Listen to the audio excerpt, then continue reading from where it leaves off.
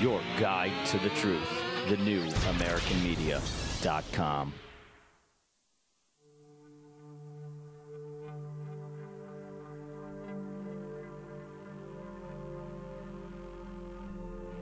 Broadcasting to you live from the Milky Way galaxy, the solar system, planet Earth, North America, the United States of America, California, Los Angeles to be specific. Hello everybody from the left coast. My name's Brian Engelman, and this is another episode of Agree to Disagree here on TheNewAmericanMedia.com. Yeah, see, I mixed up the intro there, and I forgot if I said my name. If I didn't, it's Brian Engelman. And if I did give you my name before, double down, I guess. They say repetition is key, because repeating things is very important. Alright, I digress. Today's program, we're going to welcome in one of our longtime friends of the show. He's been on countless times here on Agree to Disagree. There's one episode, if you go back in the archives, you look, and we actually changed the title of the show to Agree to Agree, because we seem to be agreeing on quite a bit of stuff. So, without delay, we're going to be going to John B. Wells in just 1 second. But I want to make sure you're linked up with us. TheNewAmericanMedia.com is where you find our show, where you find our page. On the right-hand side is TNAM Radio, and that's where you click play to listen to this show live. And we tweet it out, and we put it out on Facebook. Those links are also on TheNewAmericanMedia.com on the right-hand side.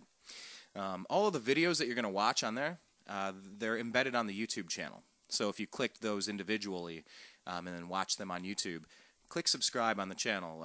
We just passed, I don't know, 1 million video views, and getting up there. Things are starting to happen. We've been doing the show for 5 years, and we can tell that there's momentum. Things are changing a little bit, hence why we're starting to go to video a little bit. It's a little tricky trying to make this stuff work, especially when you, when you have 100,000 things that you're trying to do and cover the news at lightning fast speeds. But we're kicking things up a notch. We also have a Patreon account, a Patreon page. I don't really know how to tell you where to find it, except do a search for The New American Media. But anyway, link up with us all those places. Instagram.com/TheNewAmericanMedia. It's one of my favorites. I think we're putting some really great stuff out there. So anyhow, let's go to Mr. John B. Wells, shall we? It has been a long time since I've had you on the program. However, you did let me jump onto your brand new program that you've been doing lately, and that's where I want to start off with. Tell everybody what you've been up to with Ark Midnight. What's going on over there? Well, we wanted to, we started off Caravan to Midnight by just doing 4 shows a week. We did Monday through Thursday because, there's just more into it really than, doing a video selfie. So, but then we expanded it to 5 because, I think probably because there were there were a few stations around the country that liked the program, so that we would give them a delayed and edited one. We would delay it by a day. And then, with commercials and everything, 2 hours becomes 3.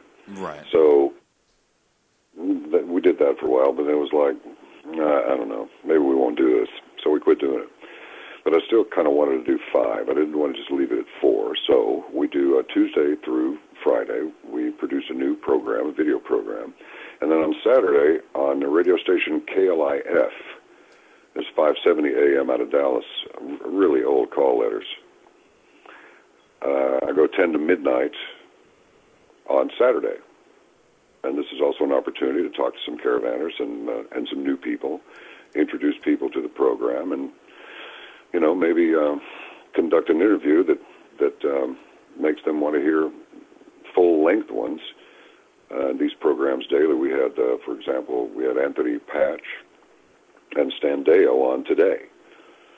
And we got a good dose of MK Ultra stuff earlier in the week, and it's just a good format for being able to have a nice long conversation. The guests can not only can you see them, but also if they have graphics or whatever that they want to present, you can show people that as well. But if you're not really into watching a screen, we describe what's going on as the program progresses, and so people can just listen, and a lot of them do. In fact, most of the people, I want to say around 80% of our members listen on the app over their smartphones, which, once you reach a certain point where technology has taken over a good bit of your life and has enticed the majority of the people around you into availing themselves of that convenience, whether you like a smartphone or not, a lot of people use them anyway. And so for those people, we have an app. Well, I got to tell you, I was checking out the show. I don't know, it was maybe the week before last, and I was checking out on my smartphone, and I was tuned into their website directly and just streaming it live across the globe. I think things are definitely changing, and as far as distribution of content, I mean, a lot of people are cutting their cable cords. Everything's going online. It's going digital. Netflix, content on demand. And something interesting that I've noticed, John. Correct me if I'm wrong, but I caught you on Facebook playing the guitar the other day. Are you really starting to embrace this social media platform? Are you really going there? Yeah, and I'll tell you why. Because if we don't, what we do is we self-censor. For a while, I swore off Facebook. I told everybody, look, I don't like this guy Zuckerberg. I don't like his collusion with government. I don't like the privacy invasion. I don't like the fact that they can spin by adding or deleting, adding through trolls and people who are paid to agitate in this way. They can spin an argument either way.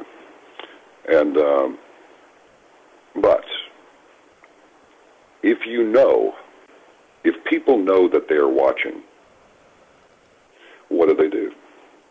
Well, they dial it back a little bit. They don't speak their minds. So, okay, fine. You understand that that's the game.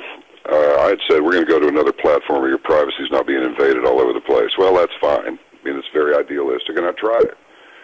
But there was no other platform that was any different, really. We thought about this as scene.is, but that turns out to be run by a fellow that's, the last time I checked, which has been a couple of years, it was run by a fellow who's into, mass marketing. So I thought, oh boy, I'm not really sure that sounds good. So anyway, I decided not to do that, and then we just went off Facebook for a while. But now, when people who come to that Facebook page are already familiar with the program, or they're familiar with what I was doing on Coast and blah, blah. So they pretty much know what they're getting. But new people come in all the time, and then they figure it out pretty soon. Right.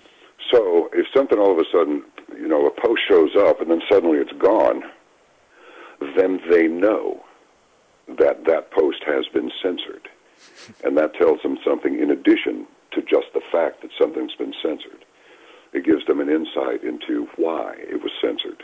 And I think that's a good thing. So it's a perfect opportunity to use their own stuff against them, Yeah, I do. I was actually just talking with John McAfee right around the time we interviewed him a little bit before the Libertarian Convention, and then I think the day before the convention we talked with him. Yeah, and we had roughly the same stuff to say. I don't know if have you had a chance to talk with John McAfee? Has he been on your show? Yes, he has, and I really found him to be a very steady, rational guy. He seemed to be a real humanitarian. Yeah, he really did. He's a very engaging, thoughtful person when you have a chance to really sit down and talk with him. But yeah, I mean, we had a similar conversation about really kind of, you said it very well, using their own technology against them. And we've seen enough stories now where Twitter will take down Milo Yiannopoulos, who we met out at the RNC, but they'll censor people of one particular political persuasion, but at the same time, they'll keep ISIS accounts up. They'll keep Black Lives Matter accounts up that are calling for death and violence and inciting riots. These accounts are fine, but if you speak conservative points of view, you're taken down. We've seen where Facebook has artificially lowered trending stories so they didn't seem as important as they were, and we've seen where they've artificially inflated garbage to try to make people think, oh, wow, everybody's talking about this. So, I think in 2016, John, I think people are well aware of what this game is. I think it maybe just to people like you and me. Maybe we've spent so much time in this, we don't realize how other people think about it. But at least for me, I'm so completely aware of how this game is played and how it's rigged and manipulated. And I just made the decision, fine, it's here, and I'm going to use this technology against them before it's taken away from me. While I have the internet, I'm going to use it. Well, yeah, I mean, that's exactly it. And the other part is that you and I have both been at this for a while, and so we've had a chance to go, yep, it's exactly what it seems to be. It's BS. It certainly is. Yes, it is slanted. Yes, it is propaganda. Yes, it is manipulated. Oh, look, here's another story. Wow, imagine that. I didn't hear that on my local news. I didn't hear it on World News Tonight. I didn't hear it on any mainstream channel, but here's the story. Yeah. And, when you hear, I mean, it takes a while to hear all those stories. Like, I can't call her name at this moment, but, I think it's Amber Lyon. Wasn't Amber Lyon that used to work for CNN? Yeah, we talked with her at the United We Stand Festival a couple years back with Ben Swan and Luke Radowski and all those guys. Yeah. Well, I contacted her on Facebook. That's how she said, "Hey, John, I hear you're trying to get a hold of me. Here's my number. Send me an inbox." So that was good. Got her on there, but. When people like that come forward and say CNN was paid to run certain stories and they were paid to not run certain stories, my next question is, well, who paid them? Yeah. So I think if you can draw some bright investigative journalist out there can find a connection between Soros, it might only take a 5-minute Google search. We know Soros has got his fingers in everything, but just because I know that, it doesn't mean that people who are listening to the program know that. So I need to talk about it, and I do all the time. But I'd like to see if there's a connection between Soros's Open Society Foundation or his Open Society Institutes and Google, and I would also like to see if there's a connection to Facebook and or Twitter. I really would, because this dude has his fingers in everything. But Brian, the stupid part of it is, I mean, this is not even crazy. Crazy is at least interesting. This is just stupid. They left a paper trail all over the place. Oh, Julian Assange must die. He's treasonous. He's a bad guy. Oh, yeah, he's a bad guy because he's ratted you out for all of the poop that you've done in your life. Now the question is, are the citizens going to believe it? Right. See, a lot of these conspiracy types, and there are some who are legitimate, and there are some that are a little bit on the loony side, and that's just how it is. It's the way it is in any business. Anybody can find a loony in the broom department of some big box store somewhere. The odds compel that that's going to happen. But the thing is, we can't be those people who, if we hadn't have believed it, we wouldn't have seen it. We need to be the people who need to see it to believe it. Right. Not believe it before the fact, and then, there it is right there. There's a symptom. Oh, look, another symptom. That's a conspiracy nutcase. You can't do that. You can't do that to yourself. Unless somebody really enjoys it, which that probably should be looked at, you cannot entertain yourself, and we cannot entertain other people by just entertaining any conspiracy idea that comes along. Can't do it. However, we also don't want to go, listen, this is really true, and then have our would-be hearers say, that's just another theory. I'm not going to pay any attention to it. That's just stupid. I don't want to hear it. Yeah. So it's the boy that cried wolf. You got to be. I think it was Ben Swan. Since we're talking Amber Lyon and the United We Stand Festival, we've had him on a few times. He does great work, and we've talked about this. Is what you have, the only thing you have is your credibility in an industry like this. If you really start leaving a paper trail, if you will, talking about Soros, but if you start leaving a paper trail of nonsense behind you, of stories that you've jumped to conclusions on, you need that clickbait, you need the radical title so that you can, crank up the view count and, the ad revenue. I think these things over time, they will bite you in the backside. And, talking about being careful not to just believe every conspiracy theory or jump to conclusions, you brought up CNN earlier. What was it, this week, last week? They had the family out there. What was the latest riot? What was the latest in Milwaukee? And the CNN story was that the family calls for peace.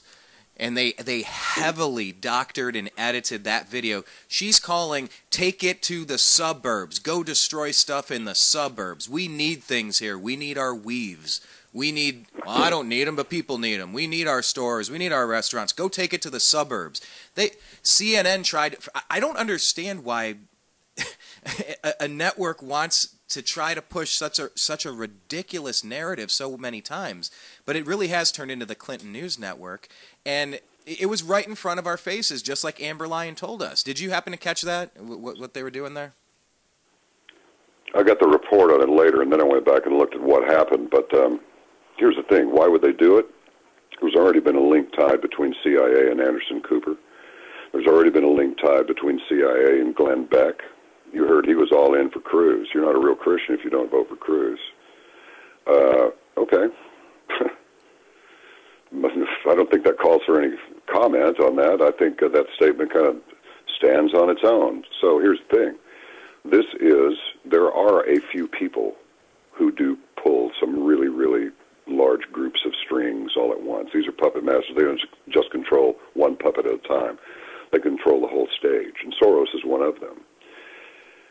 But he's just one of the visible ones. I did a story that people will hear about tonight about the Rothschilds Bank has been caught, doing something nasty by way of enriching themselves through a crooked deal that had to do with Senegal, of all places. And then you've got George Soros owns Hillary Clinton and Angela Merkel. So what this is the same thing that got me booted off Coast to Coast AM. It was these two words, global communism. And that's what this is. And I will say this, I'm going to say this 1,000 times. South Africa was the test bed for this. Look at South Africa and you will see exactly what they want to happen here. The country is run by morons. The people who can do anything are keeping it afloat.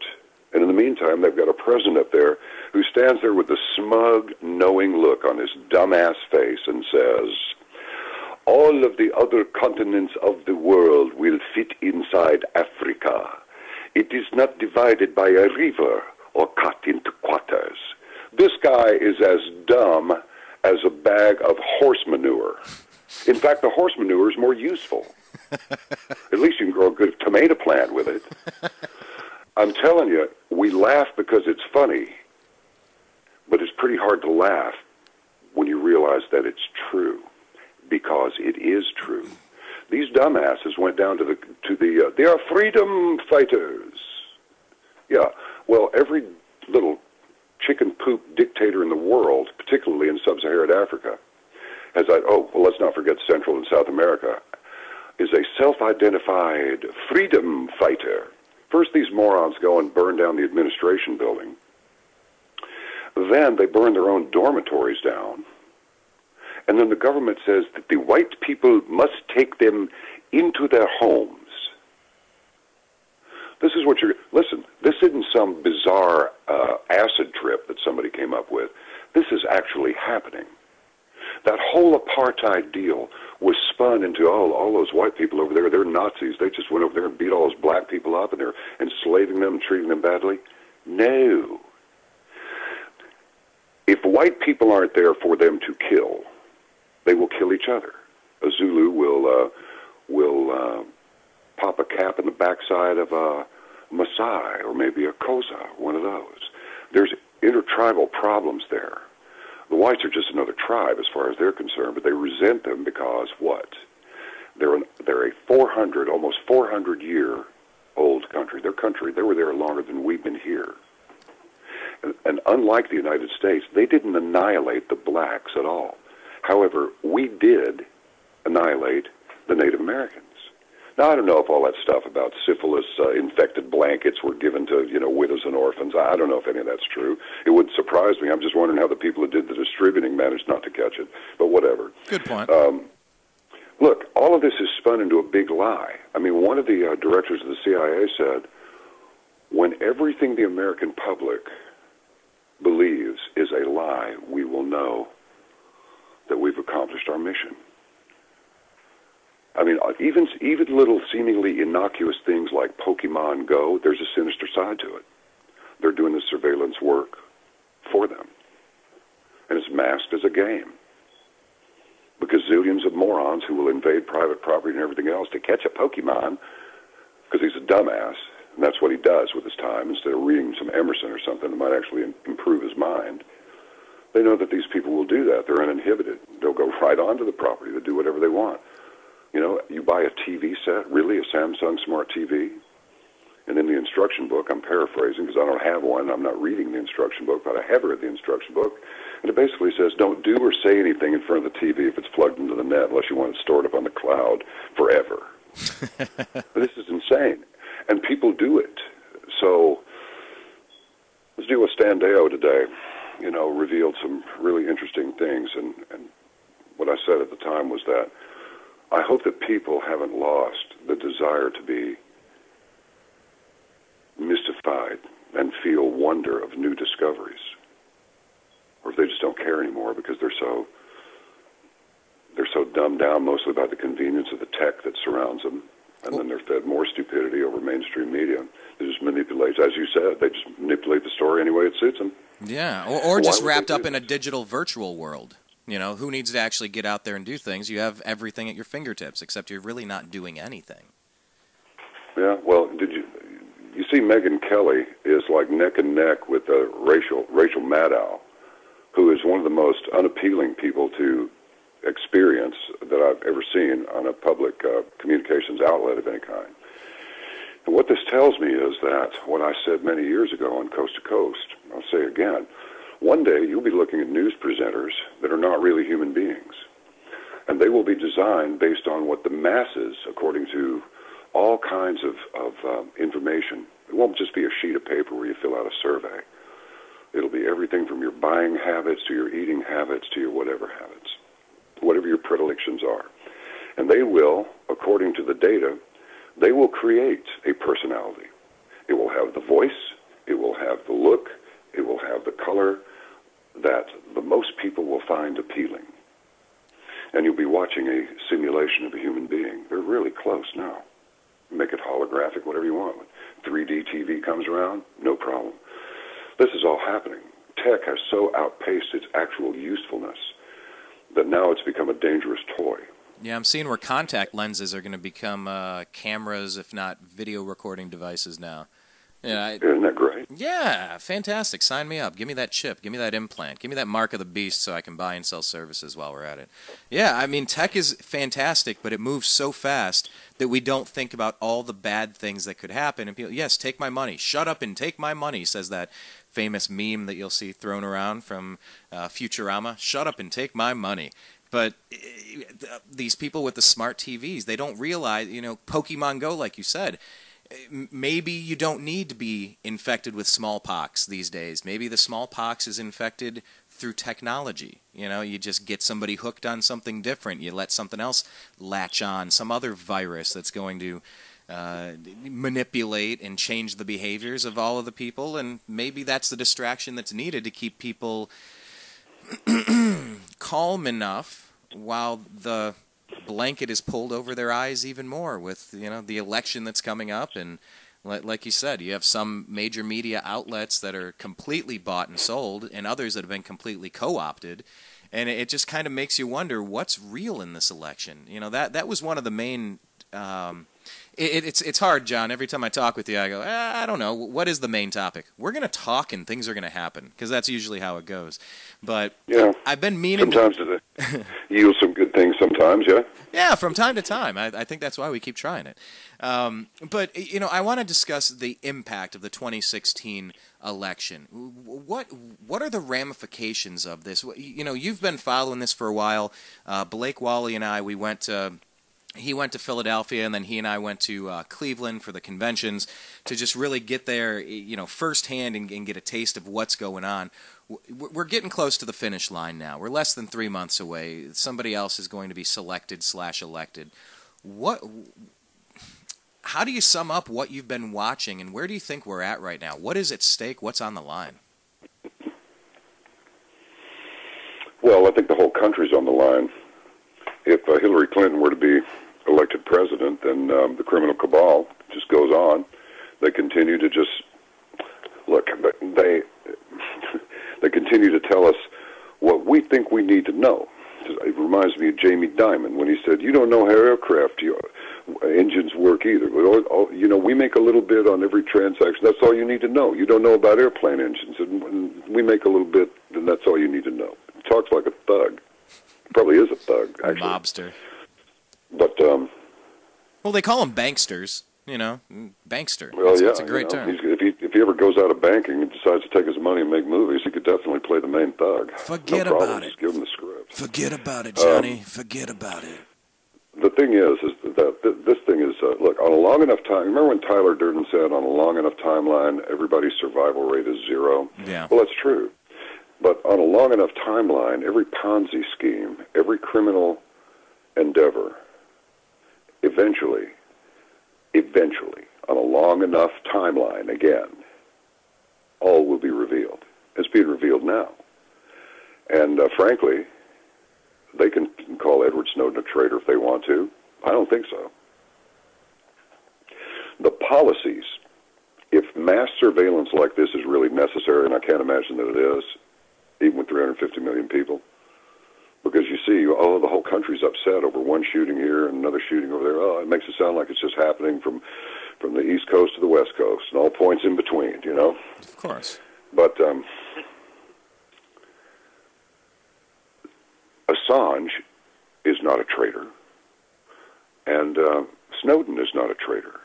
If that were really necessary, that kind of surveillance, it would be only because this government has failed its people so miserably in its foreign and domestic policies, and in its immigration policy, and in its educational policy.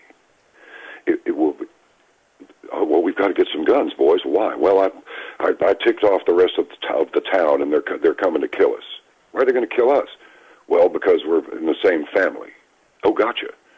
I mean, that's the position that they've put us in. They have screwed up so royally around the world that now all of us have to be surveilled because they're afraid somebody's going to go off on them. And the reason this is happening, it's the same thing. Just because you have a large group of people, they don't operate much differently than individuals do, except it gets worse because this thing called a mob mentality occurs.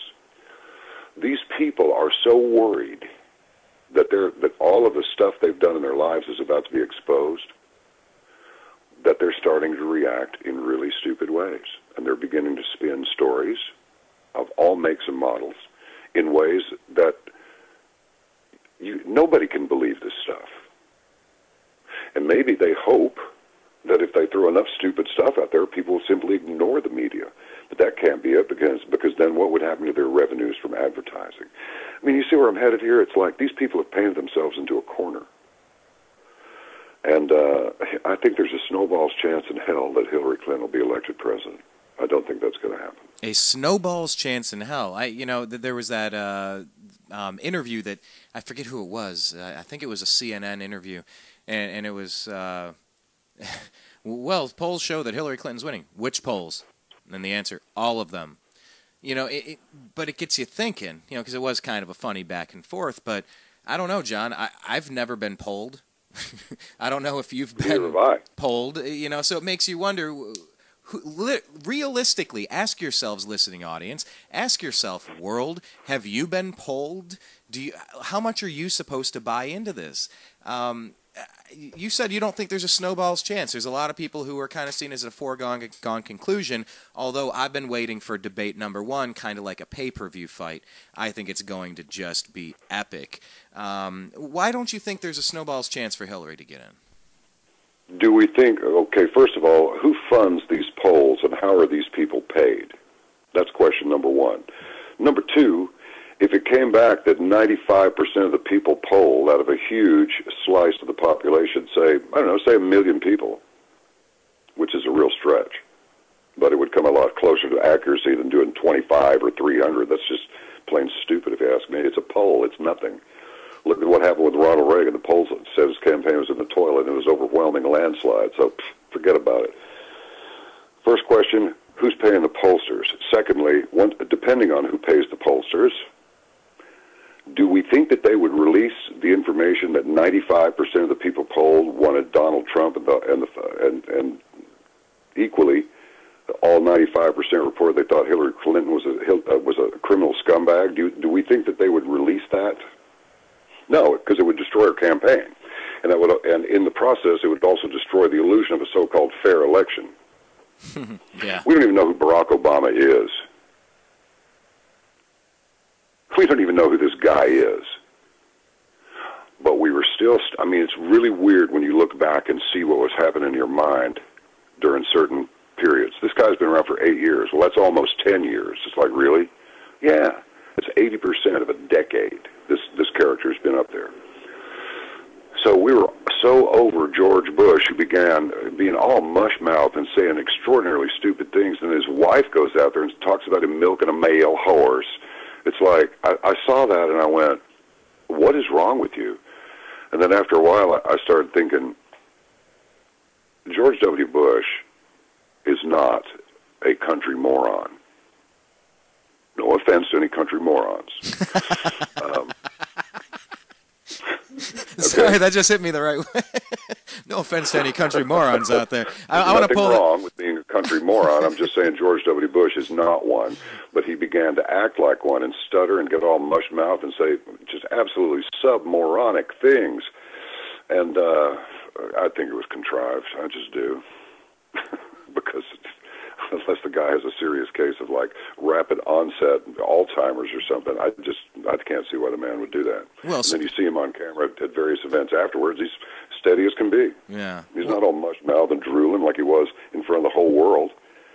Look, these people. This is a club. This is a joke. You know how this is. Yeah. When you're a kid and you want to play guitar, well, then you get a guitar and you start playing, but you're still a kid. It's like nobody takes you seriously. So then, you know, some musician that's some older person, you know, 3 or 4 years older, but they seem like they're 20 years older, and they could play their guitar like crazy. They kind of like you, so they kind of let you hang around their band.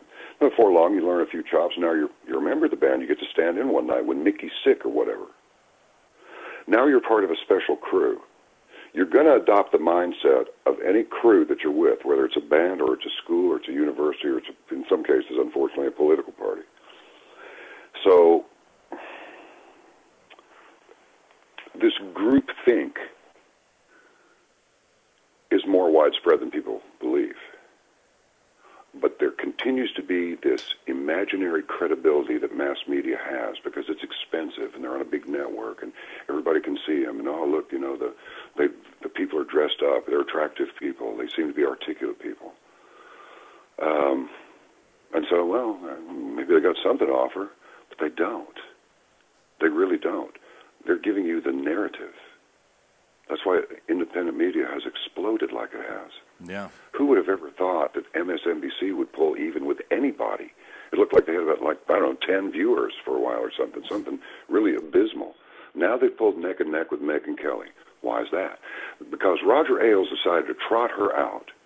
Notice how they kept trying to tart her up even more? Yeah. They just stopped short of putting her in a dominatrix outfit, you know, whipping everything. And got her hair looking like she's from outer space, you know, and all of this. It was just insane. Like, leave her alone. She's got the all-American girl look now, and you're tarting her up, making her look like one of these hookers that you fantasize about that even your money can't buy. But these people are pathetic, dude. Put I've your been in finger that on business. it. I mean, most of the people in the mass media, it's like you don't want to be buddies with those people at all. You put your finger on something there because, yes, I noticed that too. And then the hairdo got a little weirder. And, you know, it was right when she was, all right, first, right out the bat, you got to go take out Trump. Take out Trump. Go take him out. You got it, man. You nailed it. That's exactly where I was going. So she comes right out of the chute and absolutely neutralizes any journalistic lack of bias, shall we say.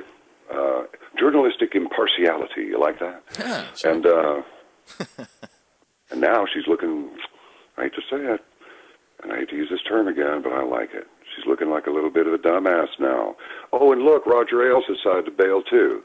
Roger Ailes bails, and now she's neck and neck with Rachel bleeping Maddow. Go figure. Whatever. Put my ration in that trash receptacle over there.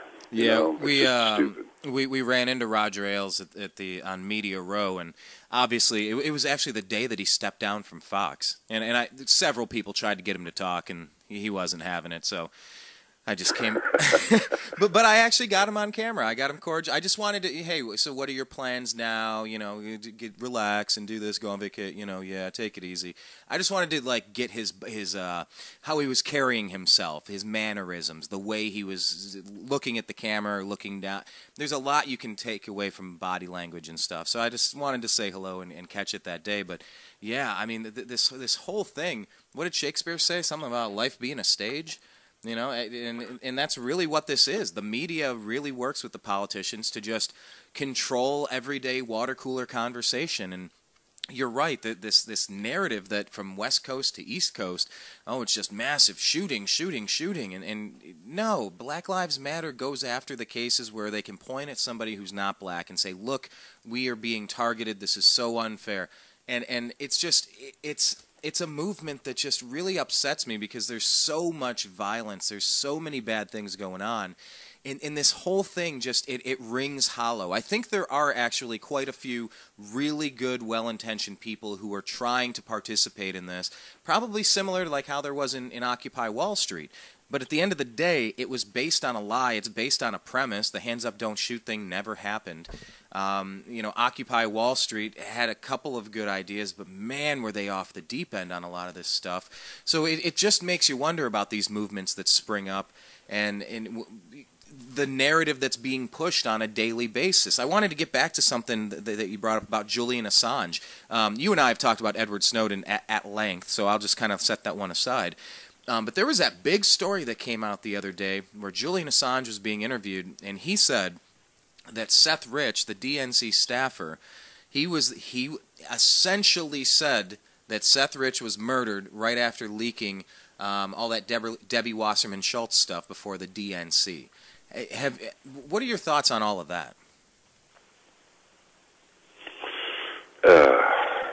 Well, it goes like this. Let's go back. We'll go from Megyn Kelly to Snowden to Seth. Okay. Megyn Kelly attacks Trump. They try and tart her up with her costume and so forth. All right? Then, suddenly, she objected to a hug from Roger Ailes that made her feel uncomfortable. Oh, really? And that gets out into the public.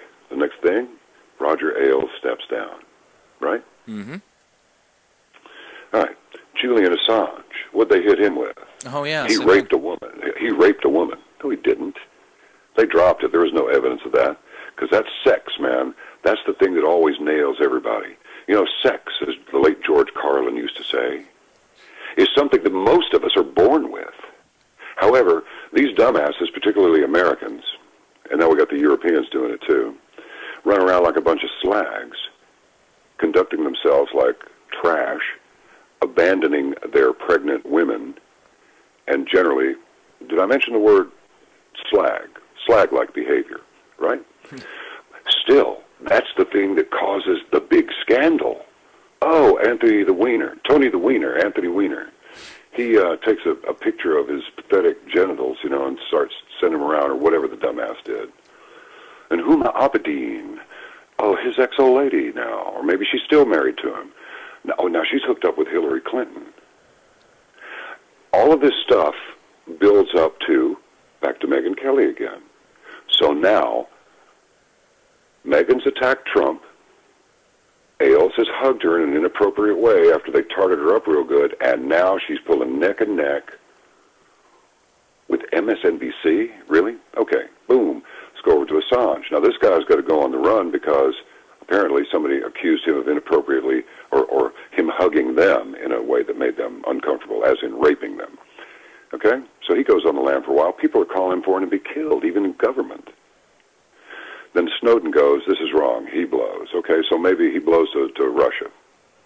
I don't know how they're able to track his progress all over the world till he finally finds asylum in Moscow, but probably somebody who's with a three-letter agency could enlighten us as to how that happened. Someone in the know.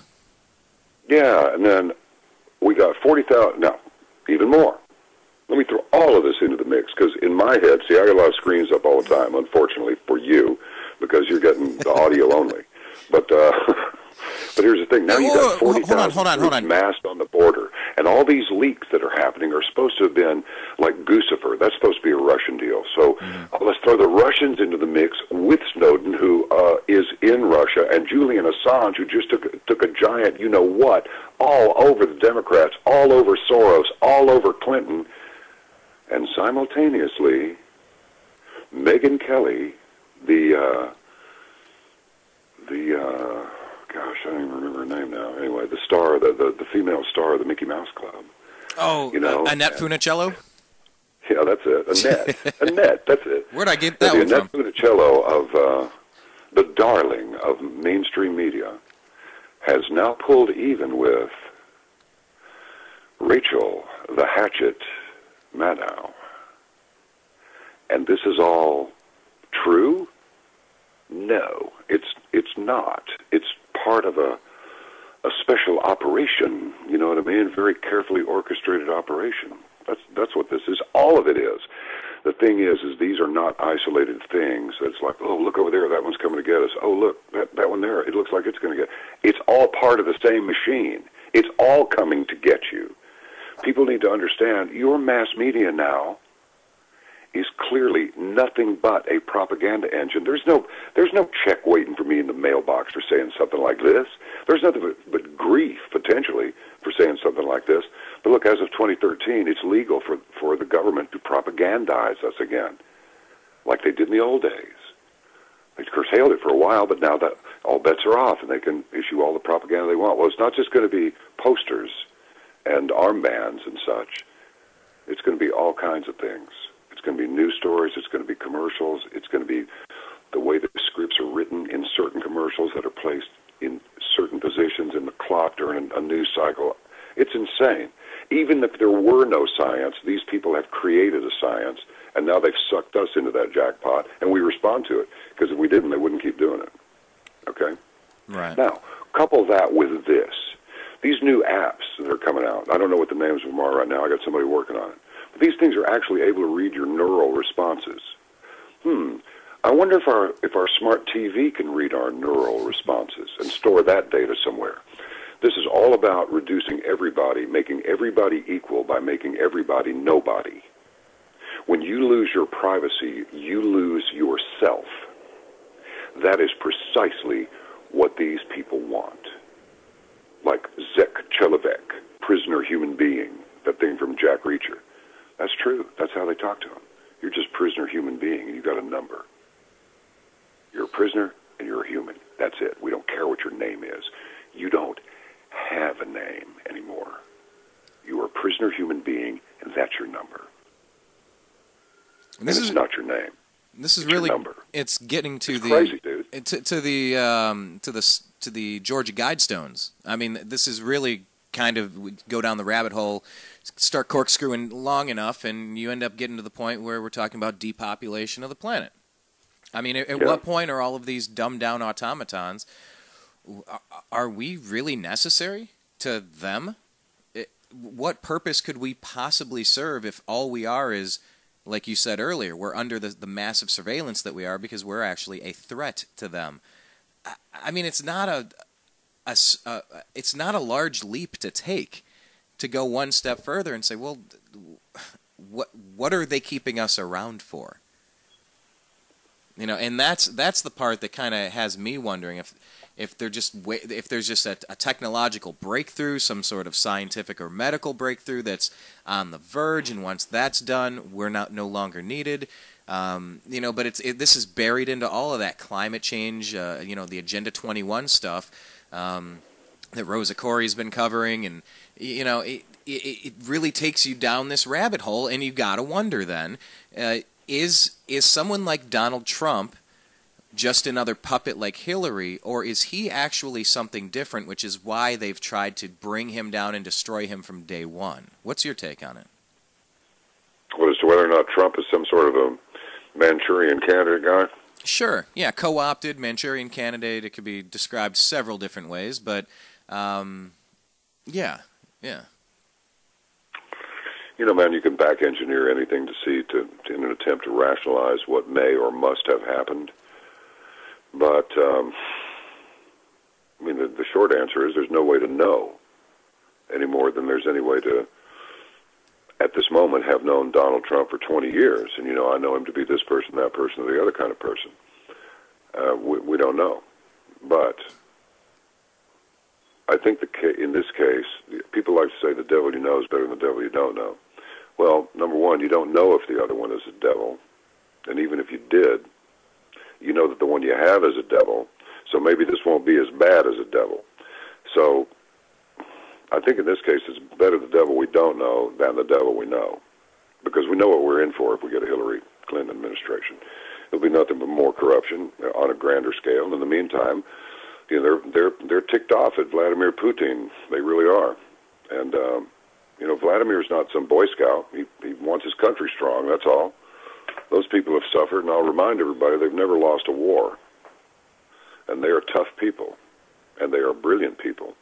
And I've got a feeling their tech is every bit as good as ours, and maybe better. You remember when LAX got shut down for a few hours? I don't know, last summer before last, maybe? Yeah. Well, gee, I wonder what did that.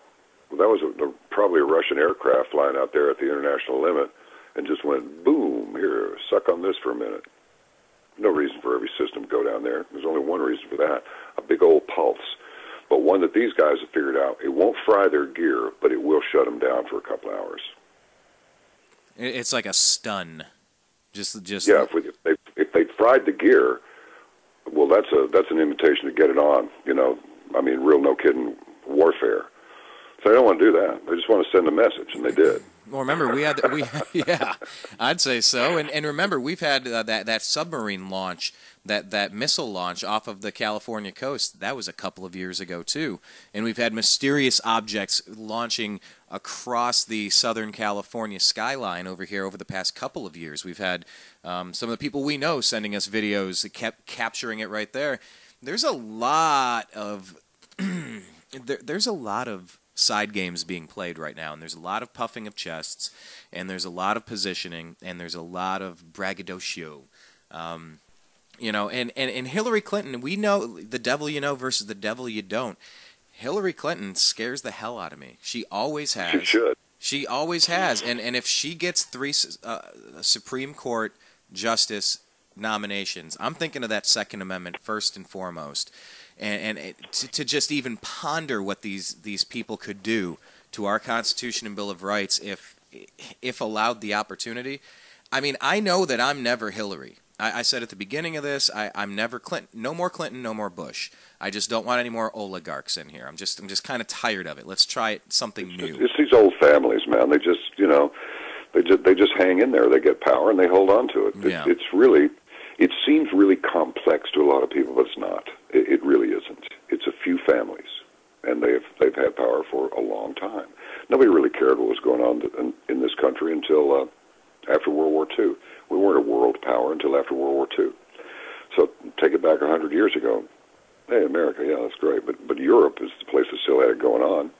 Everything that we had over here, we didn't hew it out of wood ourselves until we got some industrialization going. We brought it over from Europe. They were already doing it. So kind of like the slag from British English. I had to look this up, by the way.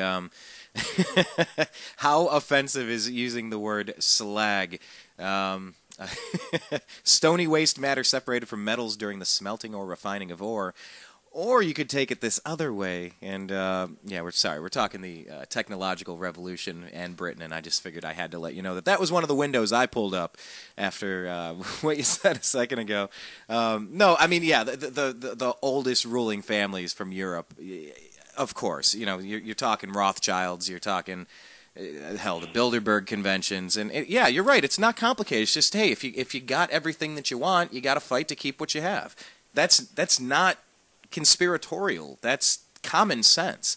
Why would anyone not want to keep what their families have busted their ass for so long to obtain? You know, the problem is that middle class that keeps people peaceful. That middle class has been eroding for a very long time. You know, let me stir back to Hillary for a second, because I wanted to ask what your thoughts are. all of these stories now, you're seeing pictures and questions if Hillary's wearing a catheter. You're being reminded of the 30 minutes or however many minutes she disappeared on the debate stage while using the bathroom. You're seeing her being helped upstairs. She's getting forgetful in the middle of her sentence. Do you think that there might be something neurologically, physically wrong with that woman? By the way, yeah, that's what the reports are. She's got some problems. I mean, some real problems. Have you been following it? Do you have a gut instinct on it? Well, no. Only thing my intuition indicated was that her eyes look crazy as hell. But other than that, so do Soros's, and many of them do.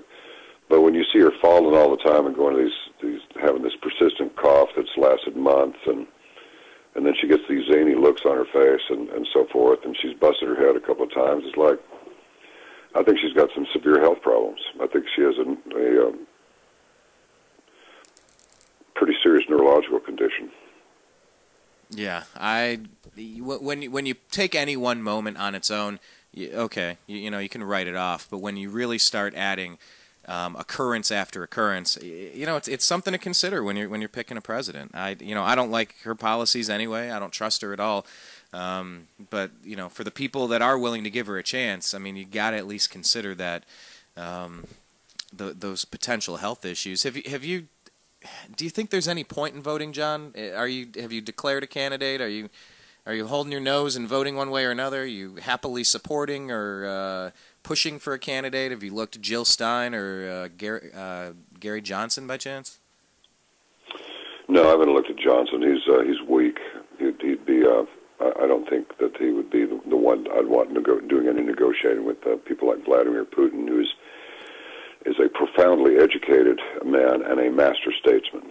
Yeah. I mean, they just launched some cruise missiles, probably yesterday, I guess it was, blow up some stuff in Aleppo and somewhere else over there. And they said, yeah, we made sure the missile corridor went over uninhabited areas. And when people wrap their minds around the fact that ISIS was created by us, I really recommend William Engdahl's book, The Lost Hegemon. And there's nothing in it for me to sell books for William, but I'm happy to do it because it's good work. Just in the foreword, you will understand why the Muslim Brotherhood pays so many visits to the White House, and they do. Give us the author and the name of the book one more time. William Engdahl, Engdahl. Okay. Yeah, he's a brilliant writer, and he's based in Germany, but he's actually grew up in Texas. He's a very interesting man, and his work is impeccable. You'll understand what is this connection with the Muslim Brotherhood, and why are all these Muslim Brotherhood people in the cabinet up there? I mean, what's going on? Well, you're going to find out. Look, this thing is going to fall down one way or another. I'd rather, I'm not going to have to hold my nose full of handle for Donald Trump, and sitting out the election, that's not going to help anything. That's what they want you to do. They want you to think that you're voting for a guy with a bad haircut and an attitude. It's like, listen to what he's saying and look what he's accomplished in his life. Well, he might have had mob affiliations. Yeah. Well, you try and get some cement poured without some mob affiliations on so much as an outhouse in New York City, and you let me know how that goes for you. Everybody knows what's going on up there. So I'm sure that he has some people that he probably can't prove, but probably most certainly are affiliated with some of the powerful families up there. So what? It's always been that way. It started off they were protecting their neighborhoods, So, I mean, I'm not defending the mafia. I'm saying they mostly confined, J. Edgar Hoover didn't even care because they confined their shoot-em-ups to themselves. That's why there were so few prosecutions for a while, until Bobby Kennedy decided to declare the war on crime. That screwed everything up. And on and on and on, because Lucky Luciano back in the day got expelled from the country, and the FBI called him up and said, listen, we got a real problem down here on the docks. We got Gestapo coming in and every damn thing. If you help us out, we'll let you come back in the country. So he did. So what's good for the goose is good for the gander. So CIA said, yeah, we'll work with those guys too. You don't have to fill out any forms if you need a boat or a car or a shooter or anything else. You just call them up. You do them a favor, they do you one. We're never going to have a completely pure, totally virtuous and ethical government. Never. It's just like a brush fire, man. You just have to keep beating the damn thing down and just keep it from consuming you and all the stuff that you hold dear and the people that you hold dear. You just have to keep beating that brush fire, because the moment you stop, it's going to puff up again and start burning. And if you don't go over there and beat it down, it's going to get bigger, and before long you got a problem. If Hillary Clinton gets in there, she's an Alinskyite. She believes that stuff. She and Bill have amassed so much money in their foundations, it is beyond astounding. But what's even more astounding is how, in the Chicago way, in the mob way, you pay off the important people, you accept money from people that want you to help them, and now you got yourself a complete circle. You pay influential people pay you to pay the other influential people so that the other ones can pay you. That's how the cycle works. That's just how it is. If you understand this, fine. And the fact is, if you go back to Sir James George Fraser's book, The Golden Bough, as in B-O-U-G-H, these people had one guy who was king, and he sat at the grove of Diana at Aricia. And his job was to, you want to mess with the people, you got to get past our king. If you get past our king, then you're king, and we'll bring you all the whatever you need. You want a blonde, you want a couple tacos, what do you want? You know, they take care of that king, except for one thing. The flip side of that coin is he deals with all the grief that would otherwise be delivered upon the people. Probably didn't get much sleep. Well, what you have here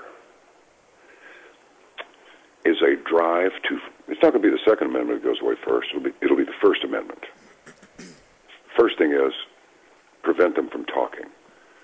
Then after that, you got your controlled media, and then you get a couple of 2, 3 gun grabs that get reported on mainstream media. Now it appears that it's happening all over the country, and they've won. These people have studied all of that Communist Manifesto stuff. I mean, they're true believers. But what makes them dangerous is that, not unlike the top dogs in the old Communist Party, they have figured out a way to capitalize communism. To capitalize communism. Explain that. You bet. That's exactly what they've done. They have capitalized communism. And they are making money hand over fist. Bill and Hillary Clinton are among the wealthiest people in the world. They are grifters, and they're damn good at it. It's the same story. You promise the people plenty and give them nothing, and then blame it on your opponents. Yeah, it's pretty incredible. Then, if you get really lucky, then you start going back to the sex thing. This is really where I was headed with the sex thing, Assange and everybody. Yeah. Do we think anybody that was about to introduce a critical piece of legislation might have awakened after just a couple of cocktails in a hotel room with no clothes on, and then they get an envelope with the pictures of all the hookers that were up there with them? They threaten to show them to their wives. Do we think that's ever happened? Do we think that somebody is actually a closet gay boy? But to the world, he's a happily married guy, straight up, straight arrow. Solid family, no problems. And now he gets shown a picture of himself doing something weird in a weird place. Do we think that's ever happened? I'm thinking of John Roberts right now. I'm thinking of the Supreme Court and the Obamacare decision. I cannot stop thinking about how he suddenly turned on a dime inexplicably to contradict what he was just saying, to push that thing through. Look at Comey. What's the chance of the FBI director? FBI Director Comey is either a current or former, but for damn sure a former if he's not current, board member of HSBC, the Hong Kong Singapore Banking Corporation, a notorious drug laundering bank. Drug money laundering bank. Notorious. They pay a couple of $1 billion in fines. I don't know who gets the check. Somebody does. Operation goes on, doesn't skip a beat. Yeah. And the FBI director was a director on their board. Really.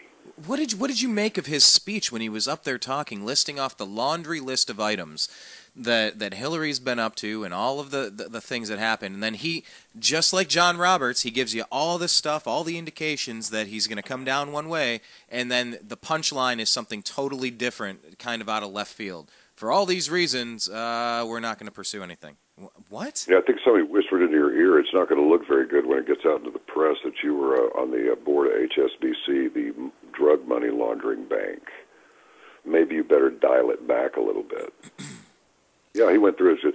It was classified at the time. And Hillary's going, it wasn't classified at the time. And Comey says, it was this. Here's another piece that was classified at the time. And she says, but this piece here was not classified at the time.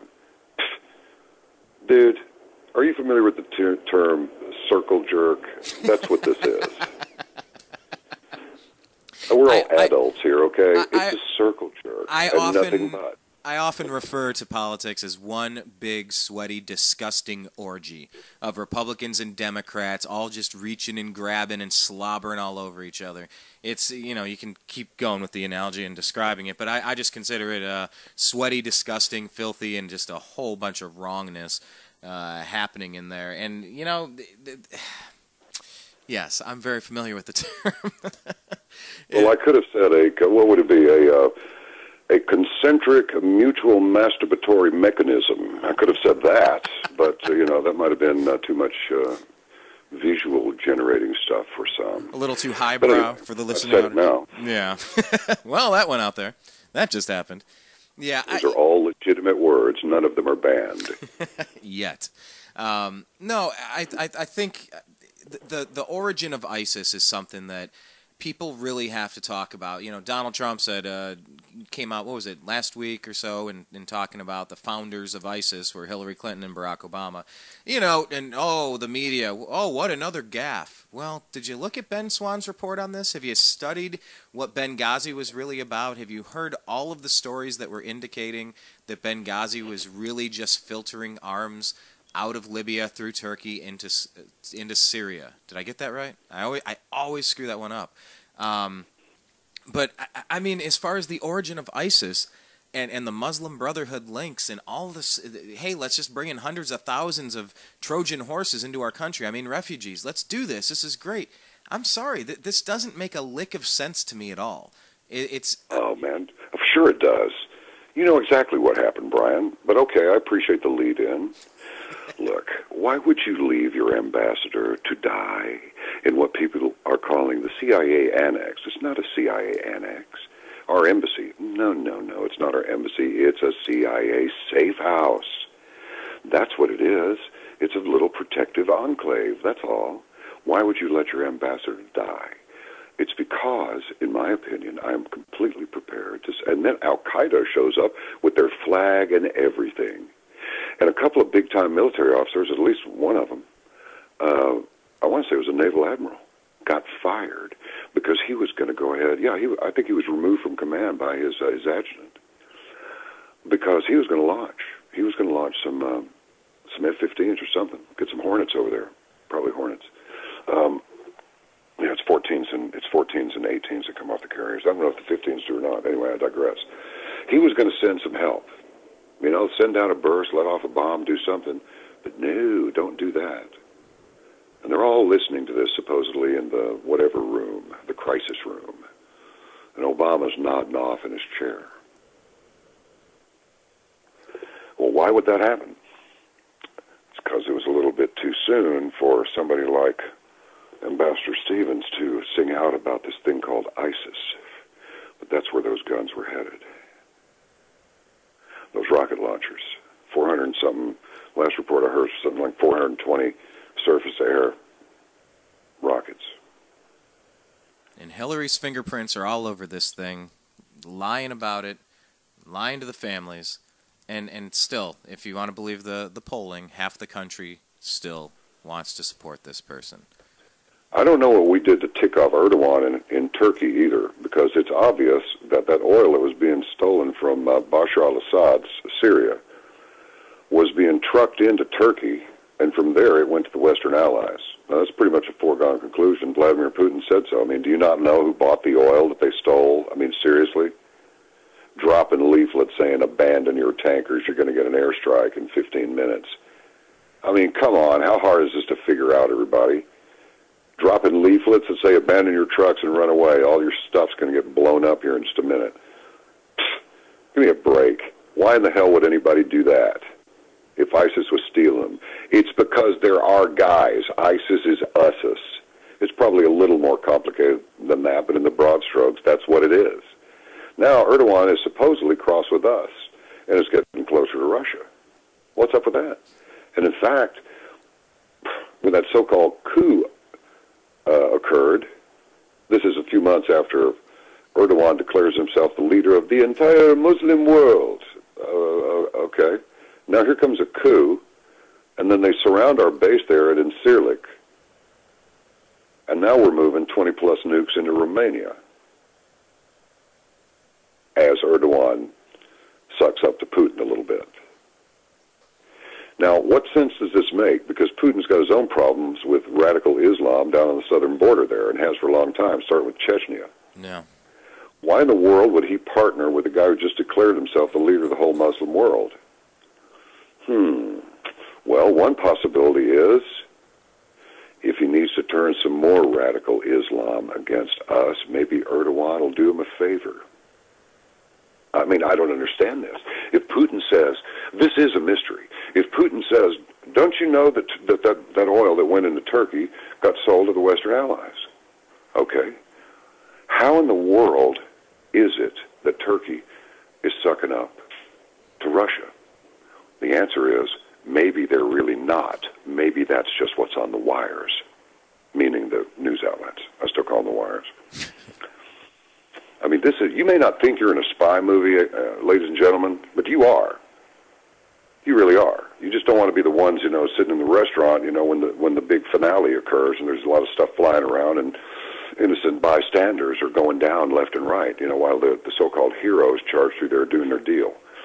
I hope this is making some sort of sense. It's like we are in the eye of a tornado that is just blowing the hell out of everything that it's spinning through. We're in the eye right now. It's quiet here right now, but it may not be that way. Keep in mind, we haven't had a lot of bloodshed on the soil of this country since the Civil War. But look at the rest of the world. Any bloodshed over there? Yeah, quite a bit. Okay, that brings me back to what I was going to ask you a while ago. Your conversation with Stan Deyo, I've always enjoyed those chats. Talking about post-apocalyptic war on our own soil. I know you and I have talked about maybe the next battle in America is going to be a revolutionary war, a civil war, and a world war all rolled into one at the same time. But after talking to Stan Deyo, what's your takeaway from some of that chatter? Is it more optimistic or more, ooh, I got some work to do? What was your kind of takeaway? Well, inevitably we come to this point. And so we shall now. Stan's of the opinion, as am I, as is Anthony Patch, many others, L.A. Marzulli, many people. People I didn't even expect to say this, to declare their Christianity, nor, I mean, we don't have a form. You got to check the box. I'm a Christian before you can come on the program. I mean, I've just been amazed at how many people have been really forthcoming about it. Maybe they felt comfortable in doing that because I have unabashedly declared my faith in Jesus Christ and my belief in God Almighty. And here's the thing, ultimately, where we really should take this conversation, Brian, if we may, is that what we are seeing with all this behavior of the politicians and the bankers and the Black Lives Matter dudes and the, might as well throw in the Klan or whatever other group, you know, you can identify and say, okay, that's worth watching because it makes noise. For good or for bad, it makes noise. We really need to look beyond the idiotic antics of the human beings and look at the root philosophical causes of all of it, and that is we have abandoned our moral code in this country. I was talking with a guy that, John D'Amore, an Italian guy out of New Jersey, who's around the Genoveses and and all kinds of people through cousins and so forth. He wasn't a part of any of the business, but he was on the periphery, and he's written this book called The Boss Always Sits in the Back. And he observed, as we were talking about various things, almost anything other than this book, but we talked plenty about that. Because I wanted to talk to the guy behind. You can read the book. Right. We get what the book is about. I want to talk to the guy and find out about the guy who wrote the book. And I can tell you that he's bitter about what the Catholic Church did to him. The Church let him down. He may not appreciate my saying this, but we're on the program together talking about it. The places that people really thought that they could go to find their priest, to find their pastor, to find some relief from what's eating them, from what's ailing them. A lot of these churches have let people down. They really have. And they put a bad taste in the mouths of many people who would like to be Christians, but they feel like they have to go through an apparatus before they can get to Jesus. It's just not true. We'd better look at the root causes behind this behavior. It's greed and avarice. It's the willingness to murder to get your way. It's absolute inhumane treatment of each other. And I never did answer your question a while ago. The Clintons have left a wake of bodies going all the way back to the 80s. Bill is a serial predator, rapist, and probably a pedophile because he flies on Jeffrey Epstein's plane too much. Supposedly Donald Trump did too.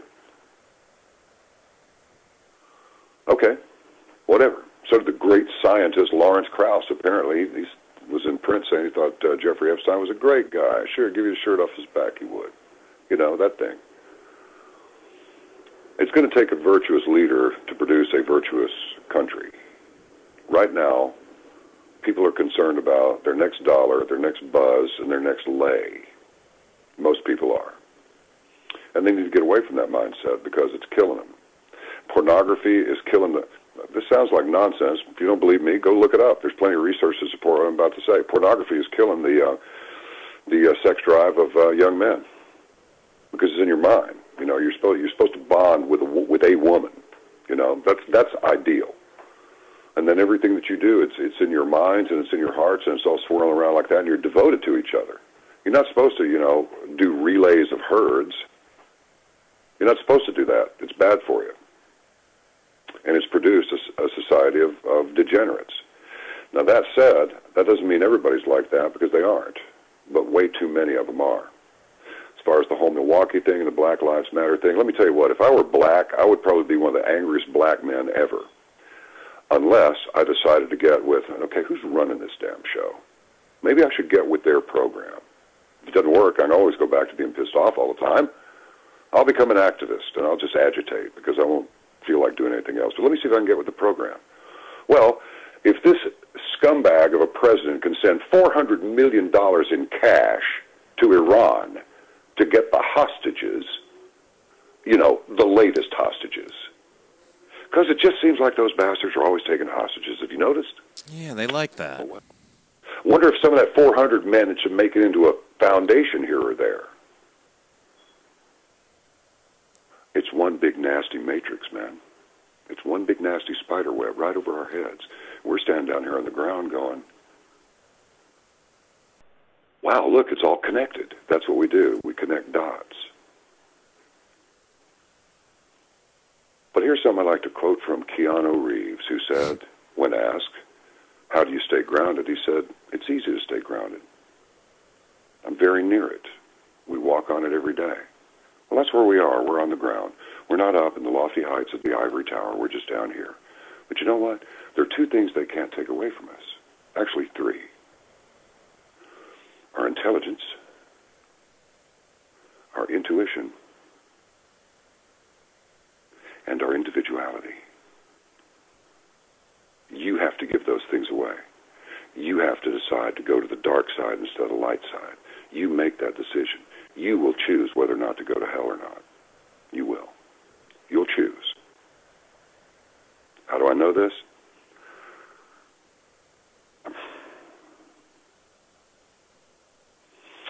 When you crash a motorcycle at 70 miles an hour and you don't have a concussion, and you're conscious the whole time, but you have things happen within the space-time continuum around you that somehow you manage to live through this. And then you meet somebody else who experienced a very similar thing, although with even a more highly elevated level of trauma. I think there was a little redundancy there, sorry. And you begin to compare notes, and you know what happened, and you know who you called out for, and you know what happened after you called. And you know what a third party who was observing this tells you by way of, it was weird. It's like everything just went into slow motion. It was just everything just slowed down. It's strange. Well, I know exactly what that was, but I'm not going to try and convince you that I know what it was. Just as a couple of friends here talking, trust me, this wasn't some acid trip. No, I had a time slow down moment myself. It's one of the weirdest things you can live through. One of the weirdest that's what things. happens when the universe, otherwise known as God Almighty, who created and controls everything, the universe, it's just so cool, it created itself. Pfft, bollocks. Is that legal on your show to say that? Bollocks? I agree. Well, it is. I concur. It's just stupid. That's what happens. This time thing, this only exists. Time only exists in this bubble that we're in right now. Eternity, there is no time. There's no time. But we need it down here to go through these trials, and that's what they are. And our Creator is looking for some allegiance. And people who, if you want to lower yourself to the point of being a moron and thinking that this is all there is, really, and you can't remember where you were before you were born, and you can't see where you're going afterward, you just know that you're here and you don't know why, and there's nobody to ask because everybody gives you the same answer. I don't know. I don't know. But there's this book called the Holy Bible that tells you what happened. But you don't want to read that. You want to go on your own. Well, good luck with that. Because luck is luck. But faith and prayer, that's something different. And if you don't have any, you better get some faith. And if you don't know how to pray, learn. All you have to do is ask. You'll be taught. Things will actually come into your head you could not possibly make up. They're too clever. And if you experience what I did, you can't repeat them to anybody verbatim either because they're just brilliant. And I'm convinced they did not come from any machinery inside my skull. This came to me on a spiritual level. And Brian, that's my story, and I'm sticking with it. I'm not like some, oh God, the end is near. You know, I've got to convince myself that there's an afterlife, there's a Lord that's going to save me, and all of that, because otherwise I'll just become incontinent. You know, spontaneously in front of people, I'll embarrass myself. I've just got to hold on to my comic book. I've got to trust my cape. I got my cape on, and I got to trust it. That's not what this is. I'm trying to tell as many people as possible. I am a servant of the Lord. I am one of the more blunt instruments in his toolbox, I admit that I am. But if it gets somebody's attention, makes them understand, I've lived this life, and I've got a pretty good idea of what's right and what's wrong. But it's a constant gardening thing. You've got to stay on it. You don't cross the happy line, and now everything's fine. You have to work on it, because the happy line will start moving away from you. The moment that you let your faith start sliding, you're going to stop seeing things happen in your life that you can't explain. You're going to see fortune and blessings come to you that you could not have orchestrated these things if you had all the money and influence and connections in the world. You couldn't have even thought of it. If you don't want those things, then you're making a conscious decision to go to hell, so to speak. You're turning away from what you could have. So explain that when somebody's connected and they're getting those synchronicities or things are happening and blessings and however you want to describe it, and then when they start going away, what happens in that process? That is what you're saying, right? You've lost your appreciation, meaning not your gratitude solely, but your awareness of what was happening for you. You begin to slip away from him. When the Lord says be in a state of prayer constantly, he means it. It doesn't mean going on Jesus all the time like a moron. That's not what he means. He means be fully immersed in the Spirit, meaning, I know everybody's heard that to the point where it's cliche, so I'll clear it up. When I say remain in the Spirit, what I mean is be in that contented state. I don't mean consciously thinking words in your head. Put yourself, as you meditate, as you concentrate, as you do any of these things, as you quiet your mind before you go to sleep, using whatever technique you use. I'm not talking about a doobie or a glass of vino. I'm not talking about that. I'm talking about what you do with your mind to settle yourself down. I'm not talking about a pill, nothing external. Keep yourself in that contented realm. And I'll tell you this, it's not easy. It does take work. But once you do it, it gets easier and easier and easier, in the same way that every time you do something wrong, it gets easier to do it the next time and the next. Just like telling a lie. Now you got to tell another lie to cover that lie, and another one to cover those two, until before long you've caught yourself up. You have a choice to go that way or to not go that way. And do not tolerate people who lie. Just don't. Try and get them to change their ways, or they won't. Shake the dust off your feet, off your sandals, right there in their house, and walk on down the road and let it go. You're not going to get everybody. You take care of you. You'll be doing what's best for everybody else.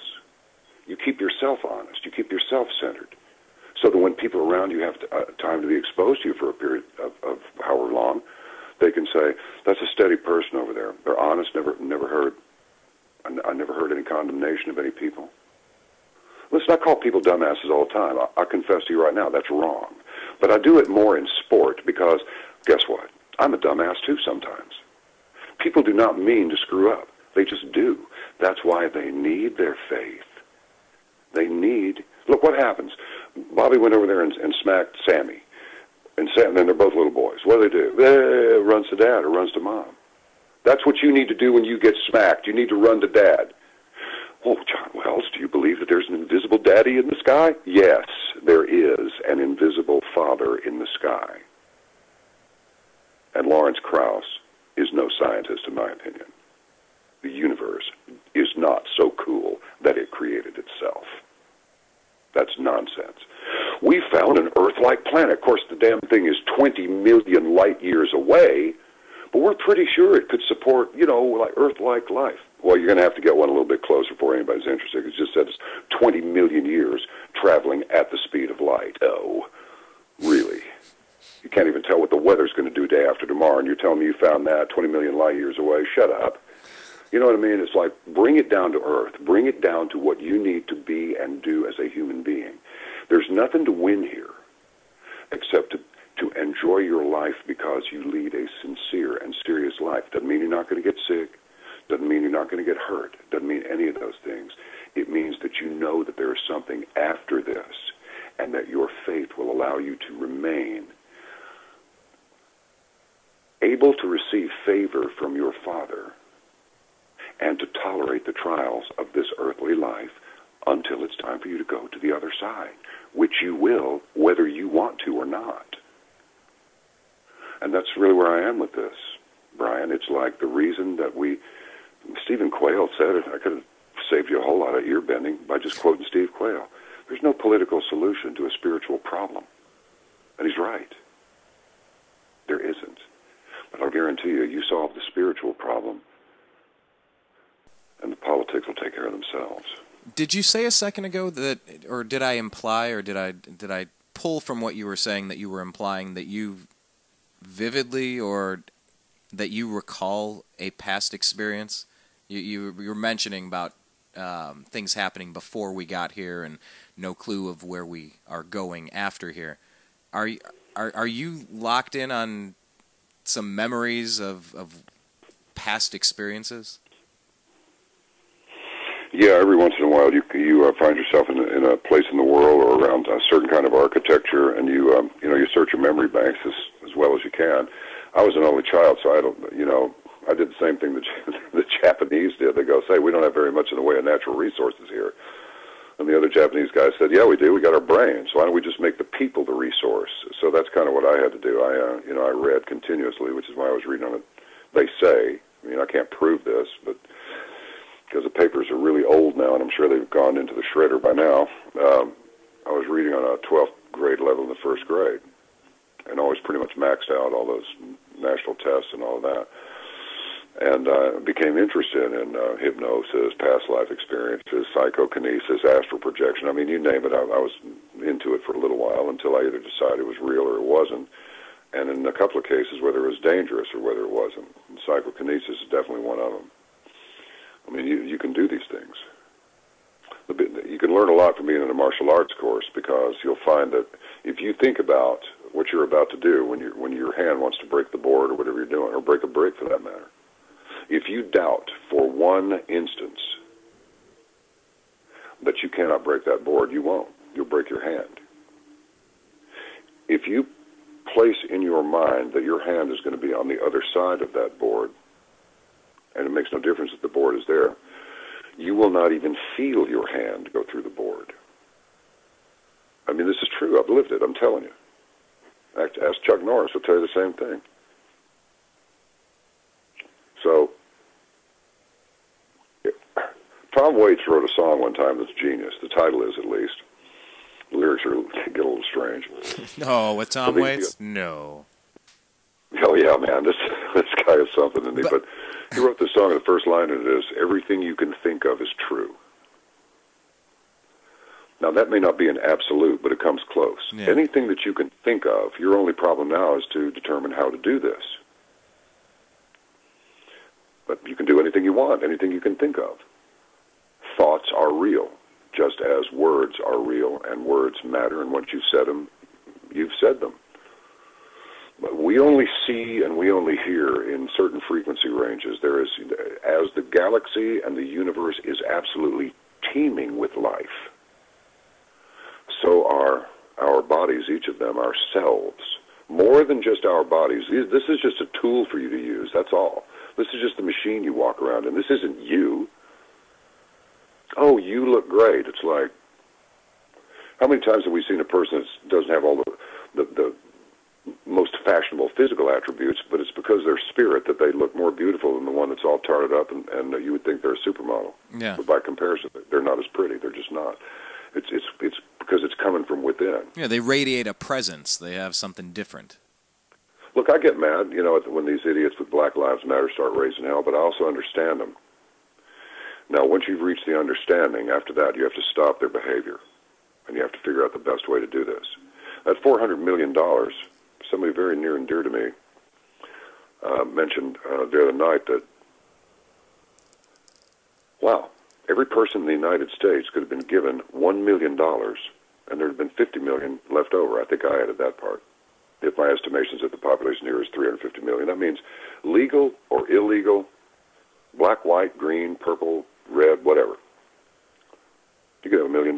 We'd have 50 million left over. But instead, Obama sends it over there and bails out some prisoners, hostages. Okay. I repeat, does anybody think that Ahmadinejad got all that money? Or do we think some of it made its way into another bank account somewhere? I would bet on the latter. Can't prove it. It's just my opinion. Yeah, we don't do the banking with them. Of course, it's off the books. That's what it's intended to be. It's wacky. I ponder this thought keeps coming back to me, and I just wonder about this planet. I don't know if I've taken this, lifted it from somewhere, or it's just kind of come together as like an amalgamation of several different concepts of how we got here and what happens when we pass from here. But one of the easiest ways that I've heard it described, or that I've thought about it, is that maybe this is a video game, and there's certain levels and there's certain characters and certain tasks that must be completed. Whether it's a role-playing game or a shoot 'em up, there's many different video games. And it just makes you think what you're spending your time on while you're here. What's worth doing? What would you say is worth doing for people right now in 2016? Just following passions and being a good person, or is there something a little stronger to that? Yeah, read the first 10 chapters of Matthew. Take you less than an hour. Some of the chapters aren't even a page long. As soon as you read it, and just read it because you want to, and just read it with the attitude of, okay, right now, I'm going to take this hour. This is important to me. It is important to me that I read this seriously, with an open mind. Read these words. There's not a word in there that will hurt you. Every word in there will help you. You will feel better after you finish reading it. If you get that resistance to it, ask yourself why you're feeling that. I don't know if it's a guy in a red union suit with horns and a tail with an arrowhead on the end of it and all that. I don't know. I doubt it.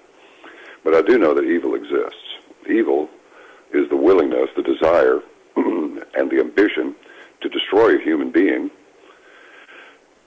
on a mental, spiritual, or physical level, or all three if possible. Keep in mind, every person, God made the beautiful and God made the ugly. He made the daytime and he made the night. So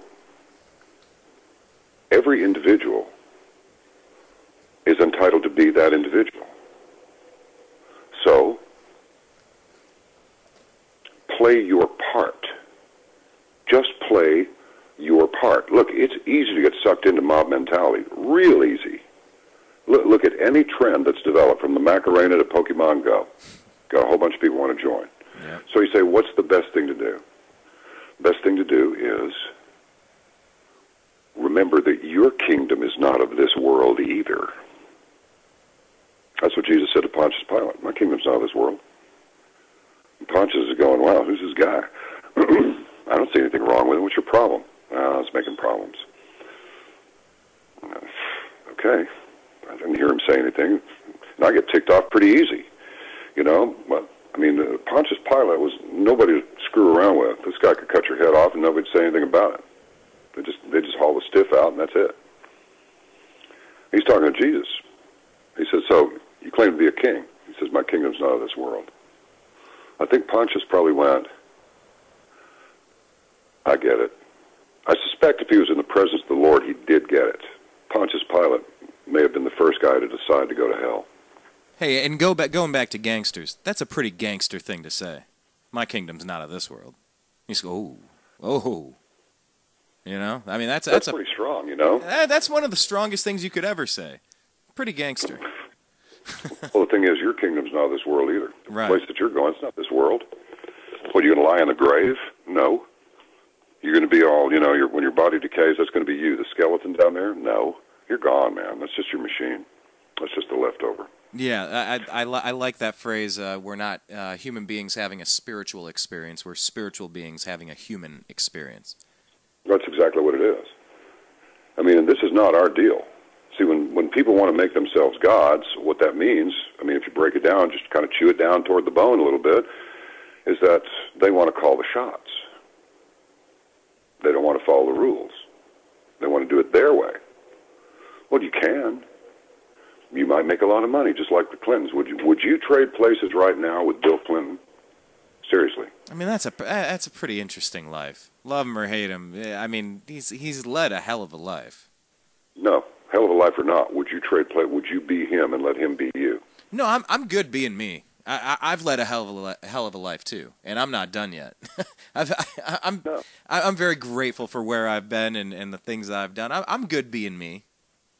Well, what I'm getting at is if you had the time to sit down and you go, okay, you know, I'm out. I'm not a sport man anymore. I'm just going to sit here in this chair because that's about all I can do. And you have to reflect back on the misery that you've caused, and whether you want to or not, you reflect on that, all the crooked stuff that you've been involved in, the lives that you've changed, the lives that you've taken, the lives that you've ruined. Would you want to sit in that chair? I wouldn't. I really wouldn't. At the end of the day, you're going to have to look at yourself in the mirror. It's, you know, if you don't like that person, if you despise that person, then there are two things. One of them is the Lord does not accuse. The Lord forgives. It's the enemy. It's the entity of evil. Call him the devil, call him Satan, call him Susan if you want to. I don't care. No offense to any Susans in the audience. Just a joke. Or what was the other one? Slack-jawed yokels? What did you say about country bumpkin? What was the phrase you said that cracked me up earlier? No offense to... I think I said country morons. Country morons or Susans. Yeah. It's the enemy that does the accusing. When somebody's picking on themselves, you know, they're in their quiet moment, they're kind of a little overly introspective, and they're thinking, well, I did this, and I jerked this person around, and, you know, I did that, and you're stacking all this up. And they're saying, oh, I'm just a liar, or I'm a loser, or, you know, I'm an idiot, or I screwed this deal up because I'm a fool, or any of that. That's not the Lord telling you that. That's not even you telling you that. That's the enemy telling you that. You need to remember, and this is where I was headed a while ago, whether you're a supermodel beautiful or whether you're just kind of plain, you are an important component, because if you were not, you would not be here. There is a reason. This isn't some spontaneous deal. this was planned. It was known you were going to come in. And all those who didn't make it, it was known in advance they weren't going to make it. You know, people just marvel at the power and speed of a computer, but at the same time, they can't imagine that there's one big enough to create a universe, otherwise known as a mind, can speak things into existence. But they know that sound waves are they're a lot more than just sound waves. They do more things than just make sound. They make permanent imprints. They make permanent waves. The same way as dropping a pebble into the middle of a very still pond. So everything that you do resonates. It really does. And again, I have to watch myself just as well. It's just as easy for me to get all jacked up about something as it is for anybody else to. It's not easy to stay steady. In fact, it's hard not to lose it. But you can't do it because it won't help anything. And again, I say, it's not even you who's doing the accusing. This is my third try at it. The devil hates you because whether you think you're ugly or somebody else thinks you're ugly or somebody else thinks you're beautiful and this one over here thinks you're super beautiful,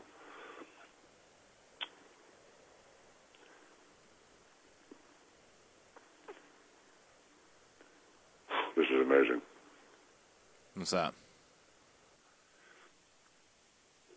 This is my third attempt to get that out. And right at the last minute, I mean, you had 2 or 3 other questions that were swirling around up there, and I got off the track again. I'll find it. I got to give you the punchline, man, or it's like there's going to be a bunch of ticked off people out there starting with me. That's how. You know what I mean? That's how we roll, John. John, that's how we do this. No, I've talking about a lot of your guests that come on, that they come out and just kind of. The fact that they discuss their faith openly becomes a part of the program. It reminded me of something. We're coming up to the JFK thing, and I've been meaning for 5 years now to get you connected with my uncle, who's a Baptist pastor right around the corner from you in Fort Worth, Texas. He's written a book. I know I've mentioned it to you before, Eternal Flame, about the Kennedy assassination.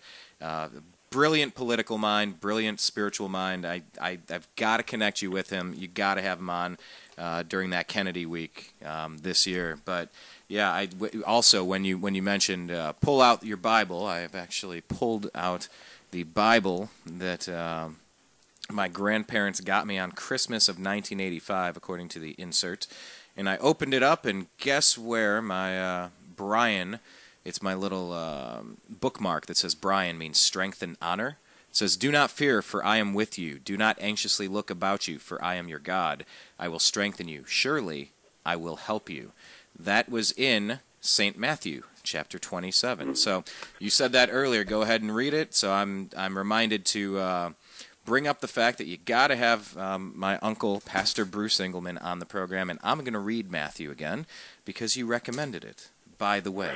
Well, here's the payoff. Praise the Lord. What I was saying earlier was that if he makes the light and the darkness, if he makes the this and the that, the opposites of each other, if he makes the good and the bad, and he makes the beautiful and the ugly, it doesn't matter. Each person is made in the image of God because he created all of it, and therefore the enemy hates you. When he beholds you, he sees that you are made in the image of God. He already knows that. And for that very reason, he hates you.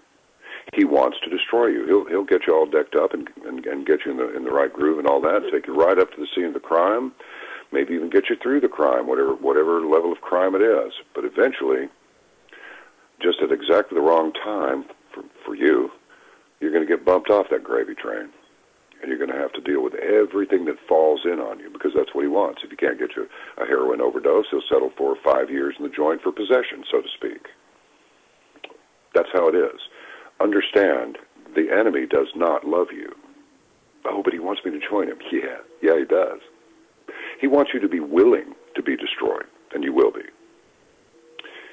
Most assuredly, if you choose to defy God and go with what we call the enemy, or Satan, or the devil, or whatever. But that's it. Just remember, You're made in the image of God, therefore you are hated. It doesn't matter what anybody else thinks of your fashion sense or anything else. That's not it. And it's because it doesn't matter what's on the outside, what color, what configuration, what height, what attractive level. I mean, if everybody's attractive to somebody, you know. It doesn't matter. The thing that is the image of God is the spirit that's in you. That's the part that he hates, and that's the part that he wants to destroy. The body is just the beginning.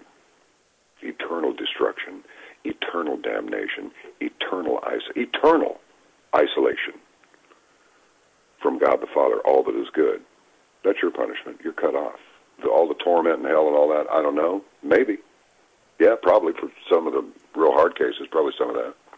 And remember, the English just developed a drug that can make you feel, if they inject you with this stuff, that you have been in prison for 1,000 years. Did you hear that story about a year ago? I missed that. They give you It's a drug insane. that makes you feel... This is a real thing. This isn't something made up. They have created a drug that they could literally inject somebody, put them in a cell for, I don't know, I'm making this up now, for like 30 days, a year, something like that, and when they got out, they would have experienced what felt like 1,000 years if they want to. So, if you consider that eternity, there is no time, what it means is you are stuck in that state with no watches or clocks and no sense of time. You are in that state. You and that state are one. You're done. You will not be getting out, because eternity, well, you just can't tell how long that is, because there's no time there. It's not a good thing. So, hey, what should I say now? Be good, for goodness sakes. Whoa, somebody's coming, like Bill Murray did in Ghostbusters. Well, maybe so. Might as well lighten it up a little bit, but that's where we are.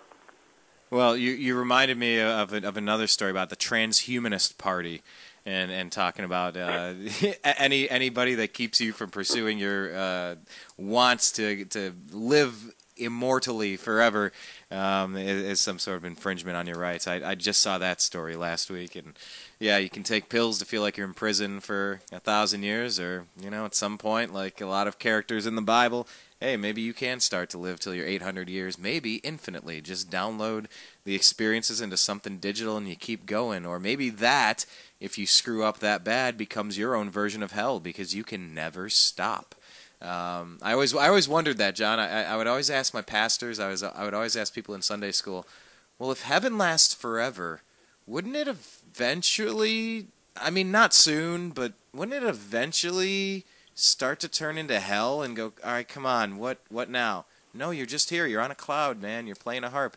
Cool, but seriously, how long do I have to do this? Forever. It's like that test where you hold a book out and just keep your arm straight. You're like, oh, I can do that for 5 minutes, and after 30 seconds, your arm starts shaking. You're like, this is actually kind of hard. That's the thing. In eternity, you don't know if it's 5 minutes or 500 years. There's no time there. Yeah. It's like being in a dream where you have no sense of time. It's just like that all the time.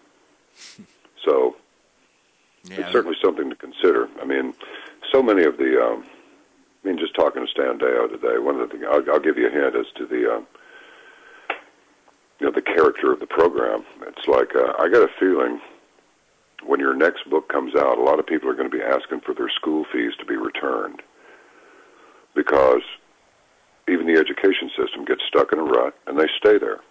They just stay there, and they keep. I'll tell you this one too. A friend of mine has his wife is in trouble. She's got some cancer that even the big shots at MD Anderson, which is recognized as probably the best of the traditional medicine hospitals, they may be exploring a lot of alternative techniques now. I don't know. That seems to be the place to go if you have a problem. In MD Anderson. Yeah. Well, according to my friend, about 200 people have been intrigued enough by this particular kind of cancer that among 200 really good doctors, they just don't know what the hell this is. And they don't. They can put a name on it, but they don't know why it did what it did. And adenocarcinoma. And it was almost like a spontaneous thing. It was just incredible. No real warning. It was just, 1 minute everything was fine, and the next minute everything wasn't fine. They can't figure out what's going on with this. Well, what that tells me is you've got a lot of brilliant minds there who are experts in their field. And on this particular case, they're not experts. And so it is with space travel and people who want to, they want to do DMT, or they want to, smoke some really powerful, I don't know, are they still bringing that stuff down from Humboldt County? Probably. Mendocino, some super weed of some sort. If you want to do that and crack the code of the universe, I'm telling you, you are relieving your bladder up a rope. It's not going to work. You're not going to get the answers you're looking for. You have to be willing to be told the answers, to read the answers, and trust that for some reason this book has survived a really long time, about 2,000 years. So oh yeah, and we also go by a certain calendar and on and on and on. I mean, people have said, celebrating Easter, that's actually Ishtar, and it's really pagan and all that. Maybe, maybe not. There's a theologian named Monty Mills who says that he's an octogenarian, and he does things like write multi-hundred-page analyses of one of the books of the Bible. 600 and something pages was his analysis of the book of Genesis. And that's a lot of pages. Yeah. Anyway. Yeah. I think you can see where this is headed. M.S. Mills, what did he say? I can't remember the part that came before that. You got me talking on. I should have a notepad and a pen here handy. Oh, as you do. When I talk to you, it's like a couple of guys talking. Yeah, pretty much every time. That's what I like about it. Yeah, I'm surprised you don't have a notepad. If I didn't have a notepad, it would be like that show we did about the missing plane, where I just talked over you for the whole first hour because I was so excited to talk about it. I always got to jot down notes and say, all right, when there's a pause and a break in the conversation, then I can say something. Because seriously, I'm an ADD kid. The book has been around for 2,000 years. There must be some reason that we started numbering our years the way that we did, and the solar cycles. And Monty Mills claims, that's what I was going to tell you, that Jesus' actual birthday and the date of his earthly death occurred on April 1st. That's where I was headed with that. But of course, it's April Fool's Day now, and but it's well known that the 25th of December is not his actual birth day, or at least according to the experts, it's not. So I think Mr. Mills probably comes pretty close. And we've had people come on the program and talked about how let down by organized religion they have been. Well, everything has a beginning, a middle, and an end. And so when you get to the end of something, well, that means that there's a new beginning. And someone was on the program talking about, the new beginning. Well, is that going to be satanic stuff? And you see these things popping up in various press pieces about after-school Satan programs and stuff like this. Yeah.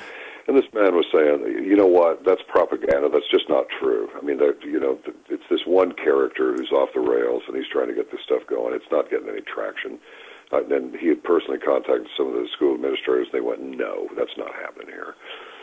So it's just more of that. It's not like, the Christian church is dead in the United States, so now we're going to let, we're going to give the devil a whirl. We're going to let Baphomet or whatever, Beelzebub, we're going to let him have a chance now. That's not happening. That's just part of propaganda. If they can destroy your faith, if they can destroy your trust, and if they can compromise your privacy, what else is left? But they can't take your faith. You have to give that away. Can it be broken? Can it be beaten out of you, though? Can you get worn down enough where the faith gets taken away? Like we were talking about understanding the Black Lives Matter people, even if what our interpretation of what they're doing is totally wrong in so many cases, and the rationale, we at least understand how they got there. Are a lot of these types of people getting there by just being beaten down and the faith just eroding, something like that? Do you think that's... Well, are you saying that Now, wait, if I'm interpreting your question accurately, are you saying that this just getting beat down to the point of despondency, where you then develop organizations like Black Lives Matter and so forth? Is that what you're asking? Well, there's the development of it, and particularly some of the ridiculous rationales and justifications and actions and violent activities and threats, and some of the videos that are coming out when you see people acting a fool, if you will. Do you think that type of behavior and those types of things are kind of the byproduct of having your faith beaten out of you year after year, maybe generationally even, and like so many researchers have said, maybe that's kind of what the Democratic Party was put in place for, was to take certain segments of society and have them voting Democrat for the next 100 years, to quote JFK's successor. I think I was going that way when you see people acting out and becoming irrational, becoming violent, losing their humanity, if you will.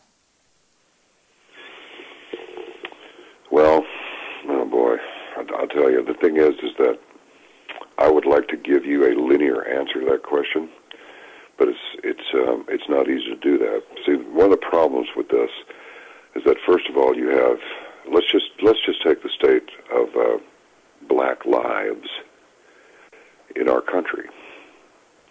First of all, we are not the only ones to ever have slaves. The whole world had them.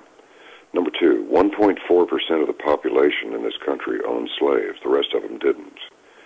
Number three, the same moronic parallel can be drawn when you see that black guy with other black guy who has gun will not put gun down when black police officer tells him to, and gets himself killed.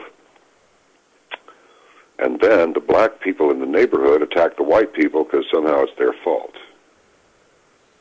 And it's not their fault.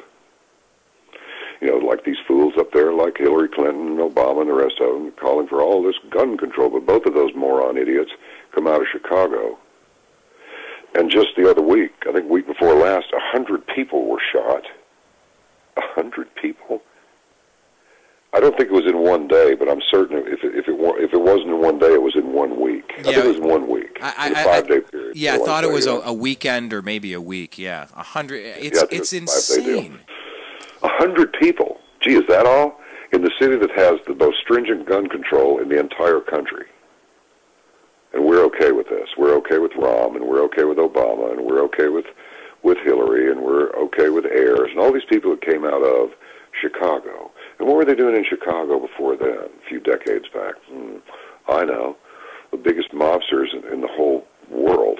I think their families were, I think they were rougher than those outfits in New York even. So it's just the same thing. Soros has influenced all this trouble in Ferguson. He has influenced with his money and his Open Societies Foundation or institutes, Open Society Institutes. He's funneling money to them. He put one of the leaders of Black Lives Matter up in some swanky place while, I guess, to help plan his protest or riot. I don't know. This is wanted. Racial discord in the country is wanted. They've done nothing for black people.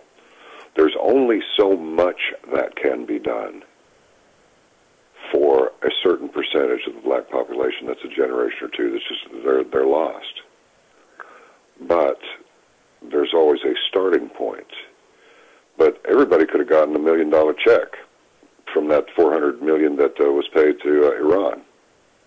Imagine, that'd be a pretty nice stimulus if all of a sudden it's like your government just sent you a check for $1 million. Everybody goes out and does what? I would say probably overstimulates the economy. So they're not going to do that. They're going to give the money to Ahmadinejad. It's all game playing. This is all being orchestrated. It's either, I mean, all of it, down to the civil unrest. Black people and white people don't have that much trouble getting along with each other. There's criminals on both sides. But it is true you're going to have more crime committed by poor people than you will by rich people, except, well, that doesn't really work because the really rich people commit the biggest crimes in the world. Different types of crimes.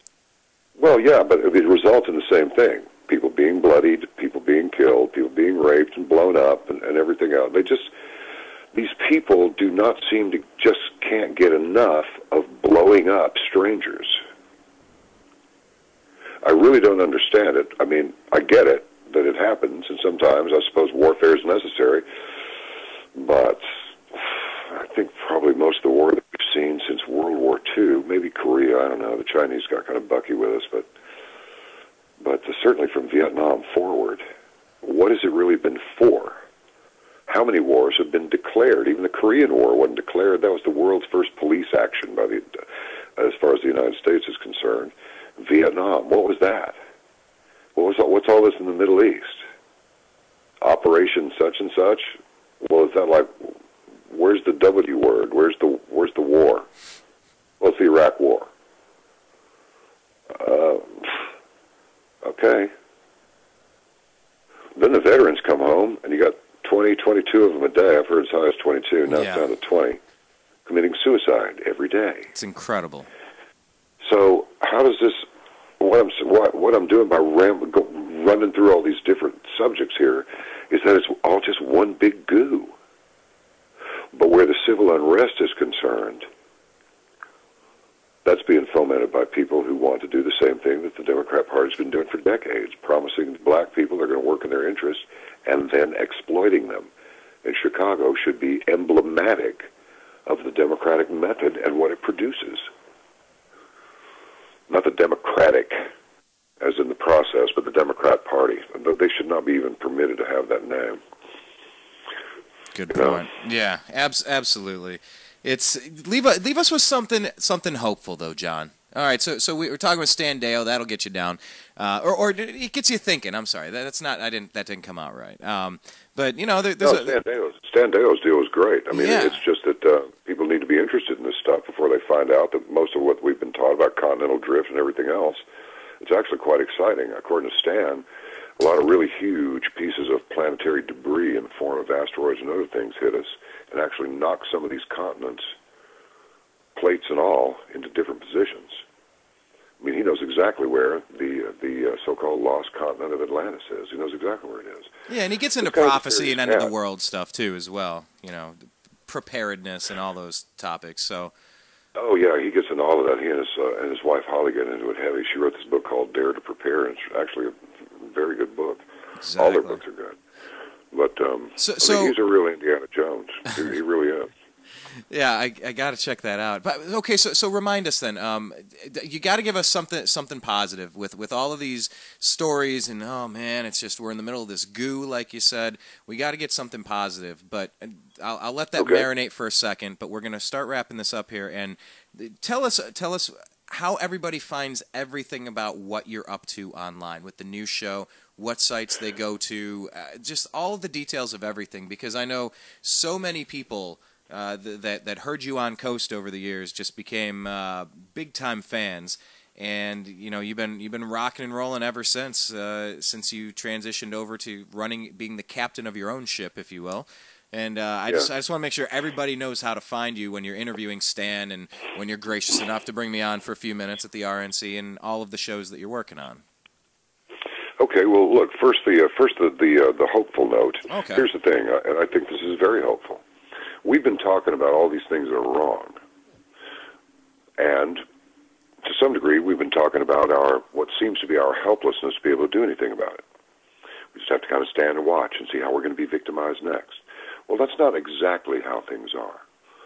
Their system is falling apart because of the work of several people. You can't say that everybody's tied into conspiracy because it's simply not true. But the Julian Assanges of the world, and the Ed Snowdens, and the Ray McGoverns, and the William Binneys, and so many of these people who have come forward to tell how it is and what's going on here. Michael Hastings. They're collapsing this system. They're collapsing this Ponzi scheme. It's falling apart. Now, what we have to do is just simply be aware, choose our leaders carefully, be willing to engage, if with nothing more than our vote. If you don't think your vote counts, you're wrong. You can say one drop of water doesn't count. Well, it doesn't, But if you get enough of them together, you get a tsunami that knocks down your Fukushima Daiichi power plant. You got me? Yeah. So here's the thing. Don't go thinking that your vote doesn't count. It does. And watch what's going on when you go in there. Be engaged. You're a part of this. Remember, you're a part of this whether you want to be or not. So you might as well play. And understand that in the end, all of this stuff is going to be revealed that's happened. And people will try and lie and cover it up, but they won't be able to effectively. And it will change your mind. You may not be talking about it all the time, but you'll think it. And you'll know when you see it coming again, and enough people by then also will see it coming again, and you'll be able to head this stuff off in the future. In the meantime, just don't let yourself get distracted. And on a personal level, if you have no faith, get some. Just go ahead and read the first 10 chapters of Matthew. If you put it down and go, I don't believe any of that, I'll be extremely surprised. I don't think you will. It'll help you and you'll feel better. Connect to something bigger than yourself. You can't do it by yourself. And the more division between all of us, the less we can do for ourselves, and certainly the less we can do for each other. So concentrate on yourself. Go to the source of your life, the source of life. Go to God. Pray to him in the name of Jesus after you read the first 10 chapters of Matthew. Otherwise, you won't even know what you're doing. It's not real deep. You'll like it. You really will. It'll help you. Now, we don't talk about theology all the time. We really don't. We don't talk about money all the time. We don't talk about Bigfoot. I don't think we've ever talked about Bigfoot. We might one day. We will. But we do talk about things like giants. And people say, oh, L.A. Marzulli, how can you have him on the program? Oh, his data. It's like, L.A. Marzulli is a hardcore researcher. And he's not the only one that's out there doing it. And there are a bunch of people in Afghanistan that were told, you better keep your mouth shut about this. They were soldiers, and there was this giant that came out of this cave over there, and a bunch of people know about it, and it's not just legend. Marzulli and the boys are uncovering stuff that's like 10, 12, 15 feet long, these giants with these elongated skulls. It's not head wrapping. It's not Hollywood prosthetics. It's none of that. It's real. Then you go to the Dead Sea Scrolls, and there's a book of giants in there, just a partial book, and But the fact is, giants roamed the earth, and there is a book of giants. But it either hasn't been fully translated or it was partially destroyed or something. I can't remember at this moment, but we don't have the whole book, and it's not going to show up in your King James. So this stuff really is happening. There's a lot of stuff out there that's nonsense. That's what you're hearing about. And there's a lot of stuff that's real, and it's important. And you're not hearing about it. We like to get it to where you can hear about it. So come to caravantomidnight.com. Just spell the words. No numbers, none of that. caravantomidnight.com. We got a new website coming up. It'll be ready on Monday. It's going to be migrated over on Sunday night. So I'm glad to be able to tell you and everybody else about it. It's going to be an excellent site. You can scroll down there and you can see the people that we talk to. And you can join us for a very, very, it's not even reasonable. It's not even inexpensive. It's cheap. There are 593 programs, I think, today, or 94. I can't remember. It's either 93 or 94 as of today that are in archive already. So you have a rich experience waiting for you. And we got Caravan Connect. You can connect with other businesses, keep the money within the caravan community, draw more people into the caravanners, expand, help each other, support each other's businesses. It's cool. It really is, and it's enjoyable. And the conversations are, the guests are just outstanding. We've had everybody from Ted Nugent and John Densmore, the Doors drummer, to the ever agitating and wonderful Roger Stone, and again Anthony Patch. My gosh, just all kinds of people. Just wouldn't believe it.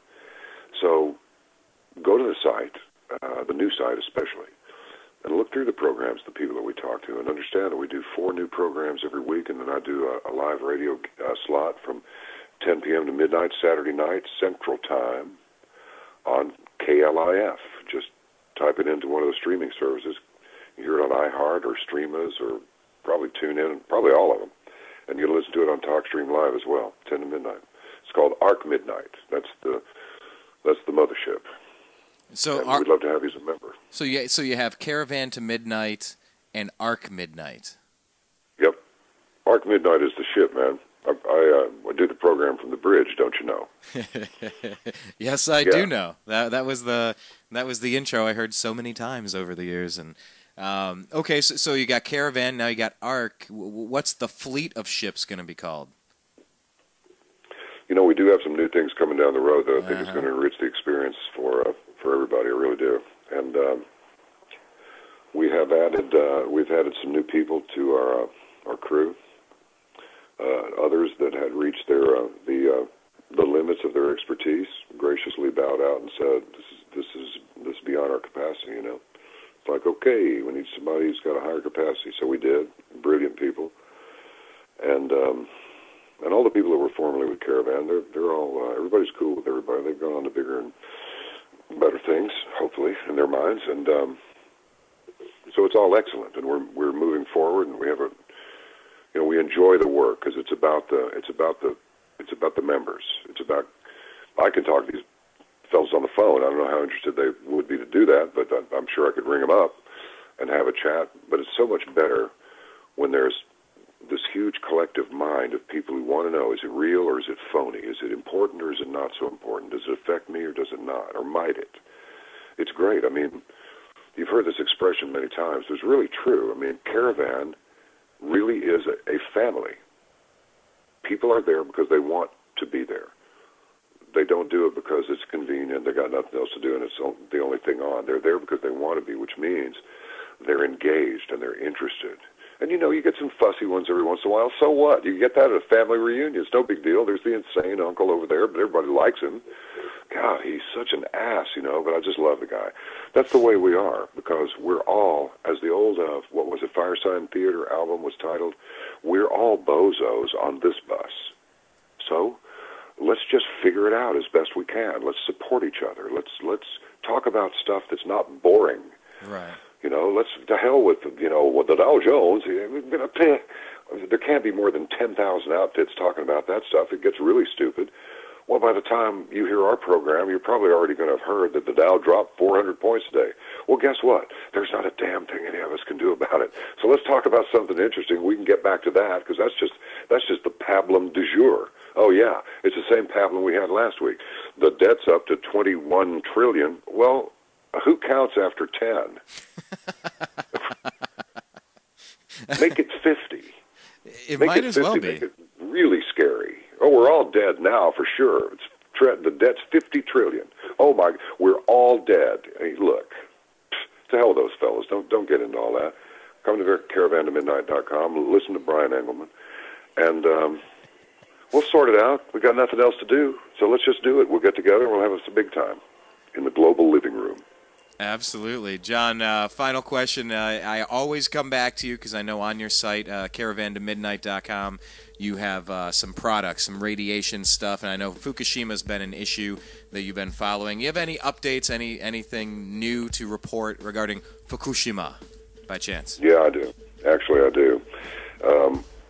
I'll be brief with this. This was disturbing, although it's known that this is happening, but this is I'm the third one down from this account, from the originator of the story.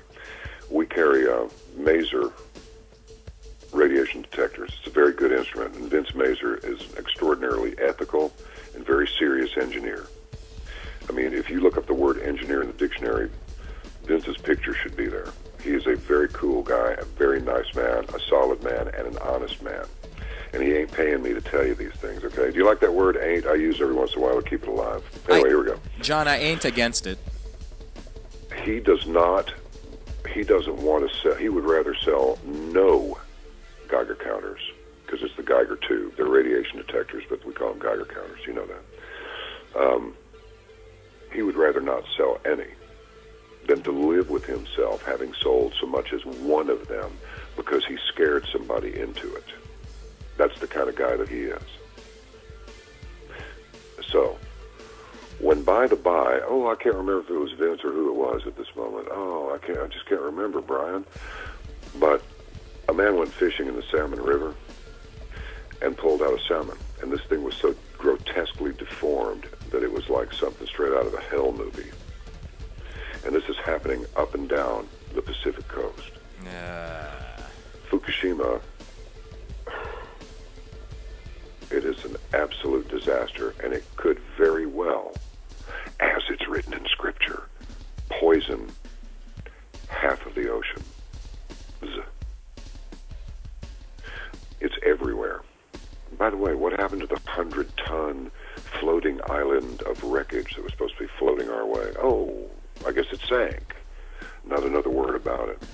Not too much coverage about the melting sea stars, the deformed fish, or the absolute total annihilation of sardines. I don't know if we got any back. Maybe they're farming them somewhere else, but an entire season was totally wiped out. There were no sardines. And so there's no solution to it. They melted down 3 reactors. The fuel is still burning, and it will for many, many, many years. There's not a damn thing anybody can do about it. Nothing. There's nothing you can do about it. It's melted down, it melted through, and it also melted out, because several years ago they found a piece of the core. How is this possible? A piece of the core was found in Norway. So it's all over the world. Jeez. It's just more concentrated, closer to Japan. The number of illnesses over there are, I mean, it's off the scope. It's stupid high. It's worse than, it's a nightmare. That's the plain truth of it. It's a nightmare. Can the human being adapt to this? Yeah, some of them will. Some of them definitely will. Well, is it possible in the future they may mutate into human beings that could actually walk in and work on a melted down nuclear reactor? Maybe, but hopefully we'll have enough damn sense by then to know that nuclear energy needs to be shut completely down in this country. There's only 6,000 cubic meters of spent nuclear fuel, which is more highly radioactive. Get this, spent fuel doesn't mean it's not radioactive. It's more radioactive than unspent fuel, than usable fuel. It's nasty. The Japanese never even bought their reconstitution facility. That's been, I think that was 10 years when it melted down. They've been talking about doing it. So it's 16 years since they started talking about it, approximately. No, it's bad. There's some people will survive, certainly. Many others will not.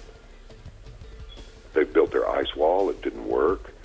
You're not hearing anything about what happened to the sailors on the USS Ronald Reagan, the aircraft carrier that was right there and just got smacked upside the ship with the whole plume that first burst out of that place. It's god-awful, man. Well, you know, talking about the Olympics this year with Zika and dirty water and all that, just wait till 2020 when they go have this in Japan. You know, it just makes you think how... Just makes you think and shake your head, and yeah, and sure, leave it to me, John. Try to leave on a high note, and then I got to end on Fukushima. Brian, I'm going to leave you on the highest note that there is. All right, let's take it. It doesn't matter. It doesn't matter if you slip on a banana peel and bust your head. It doesn't matter if you fall off it doesn't matter. It doesn't matter how you check out of here. We're all going to. So the thing is, understand that what has happened is that our world has followed exactly the path that people who do not have a faith that keeps them from murdering each other, making war on each other in furtherance of that murder, and tearing up each other's stuff and just living their lives like a bunch of savages that have really sophisticated spears. They look like missiles now. Oh, they are missiles. But it's still throwing a rock, isn't it? Yeah. When you launch a missile, isn't that still throwing a rock? So look, human is human. Mankind is mankind. Ladies, you should be glad that it's called mankind, because as has been told to me, if women ran the world, the biggest problem would be a couple of countries just wouldn't be talking to each other for a while. But unfortunately, men like Hillary Clinton, they're not satisfied to be the benevolent queen. They want to wear the pants, and they want to be the man. And rumor has it there are other factors that might support my opinion.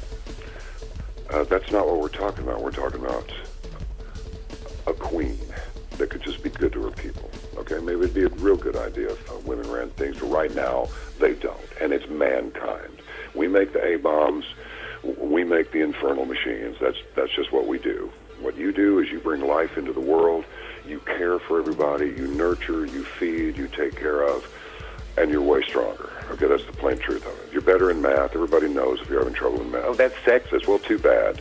If I can't recognize a woman, from a man, I'll recognize a woman from another woman who looks like a woman who really isn't a woman.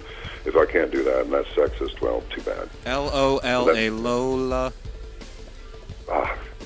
It's just ridiculous. And even the Pope is going, all right.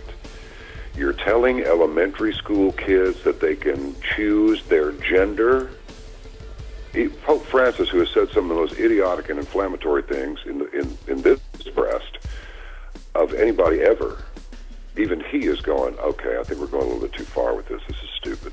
And it is stupid. It's crazy. Be who you are, whatever that is. Get your faith. Look beyond what's going on in the world. This is just the world. You're not going to be here all that long. You are going to move on to someplace else. What you do right now will determine where you go. Ask yourself one question before you decide that I'm full of it. What if I'm right? You want to risk it? Yeah, I'm good not playing that lottery. That doesn't sound appealing to me at all. That's never been. I really appreciate. I appreciate the time so much with you. You know, you always just let me talk and get crazy with it, and I really appreciate it. I have a great time with you every time. You come on our program again. You gave us a nice update from up there at the convention. That was very nice. I was actually going to go, but I figured, Alex was down there, so I'll let him get jabbed, beat up, and spit on and everything else. It's like, really? I knew that's what was going to happen. So I think some people go out there looking for that sort of thing. I don't.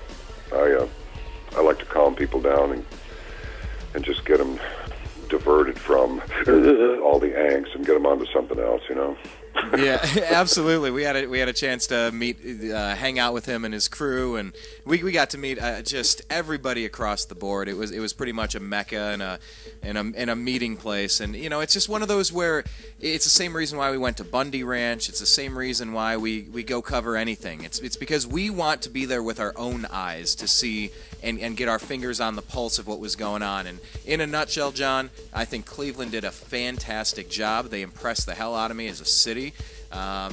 Everything was great. The security, just everything about what they put on just blew me away. I was so impressed with the city that I've recognized as my air quote home, being from the suburbs of 25 minutes outside of Cleveland.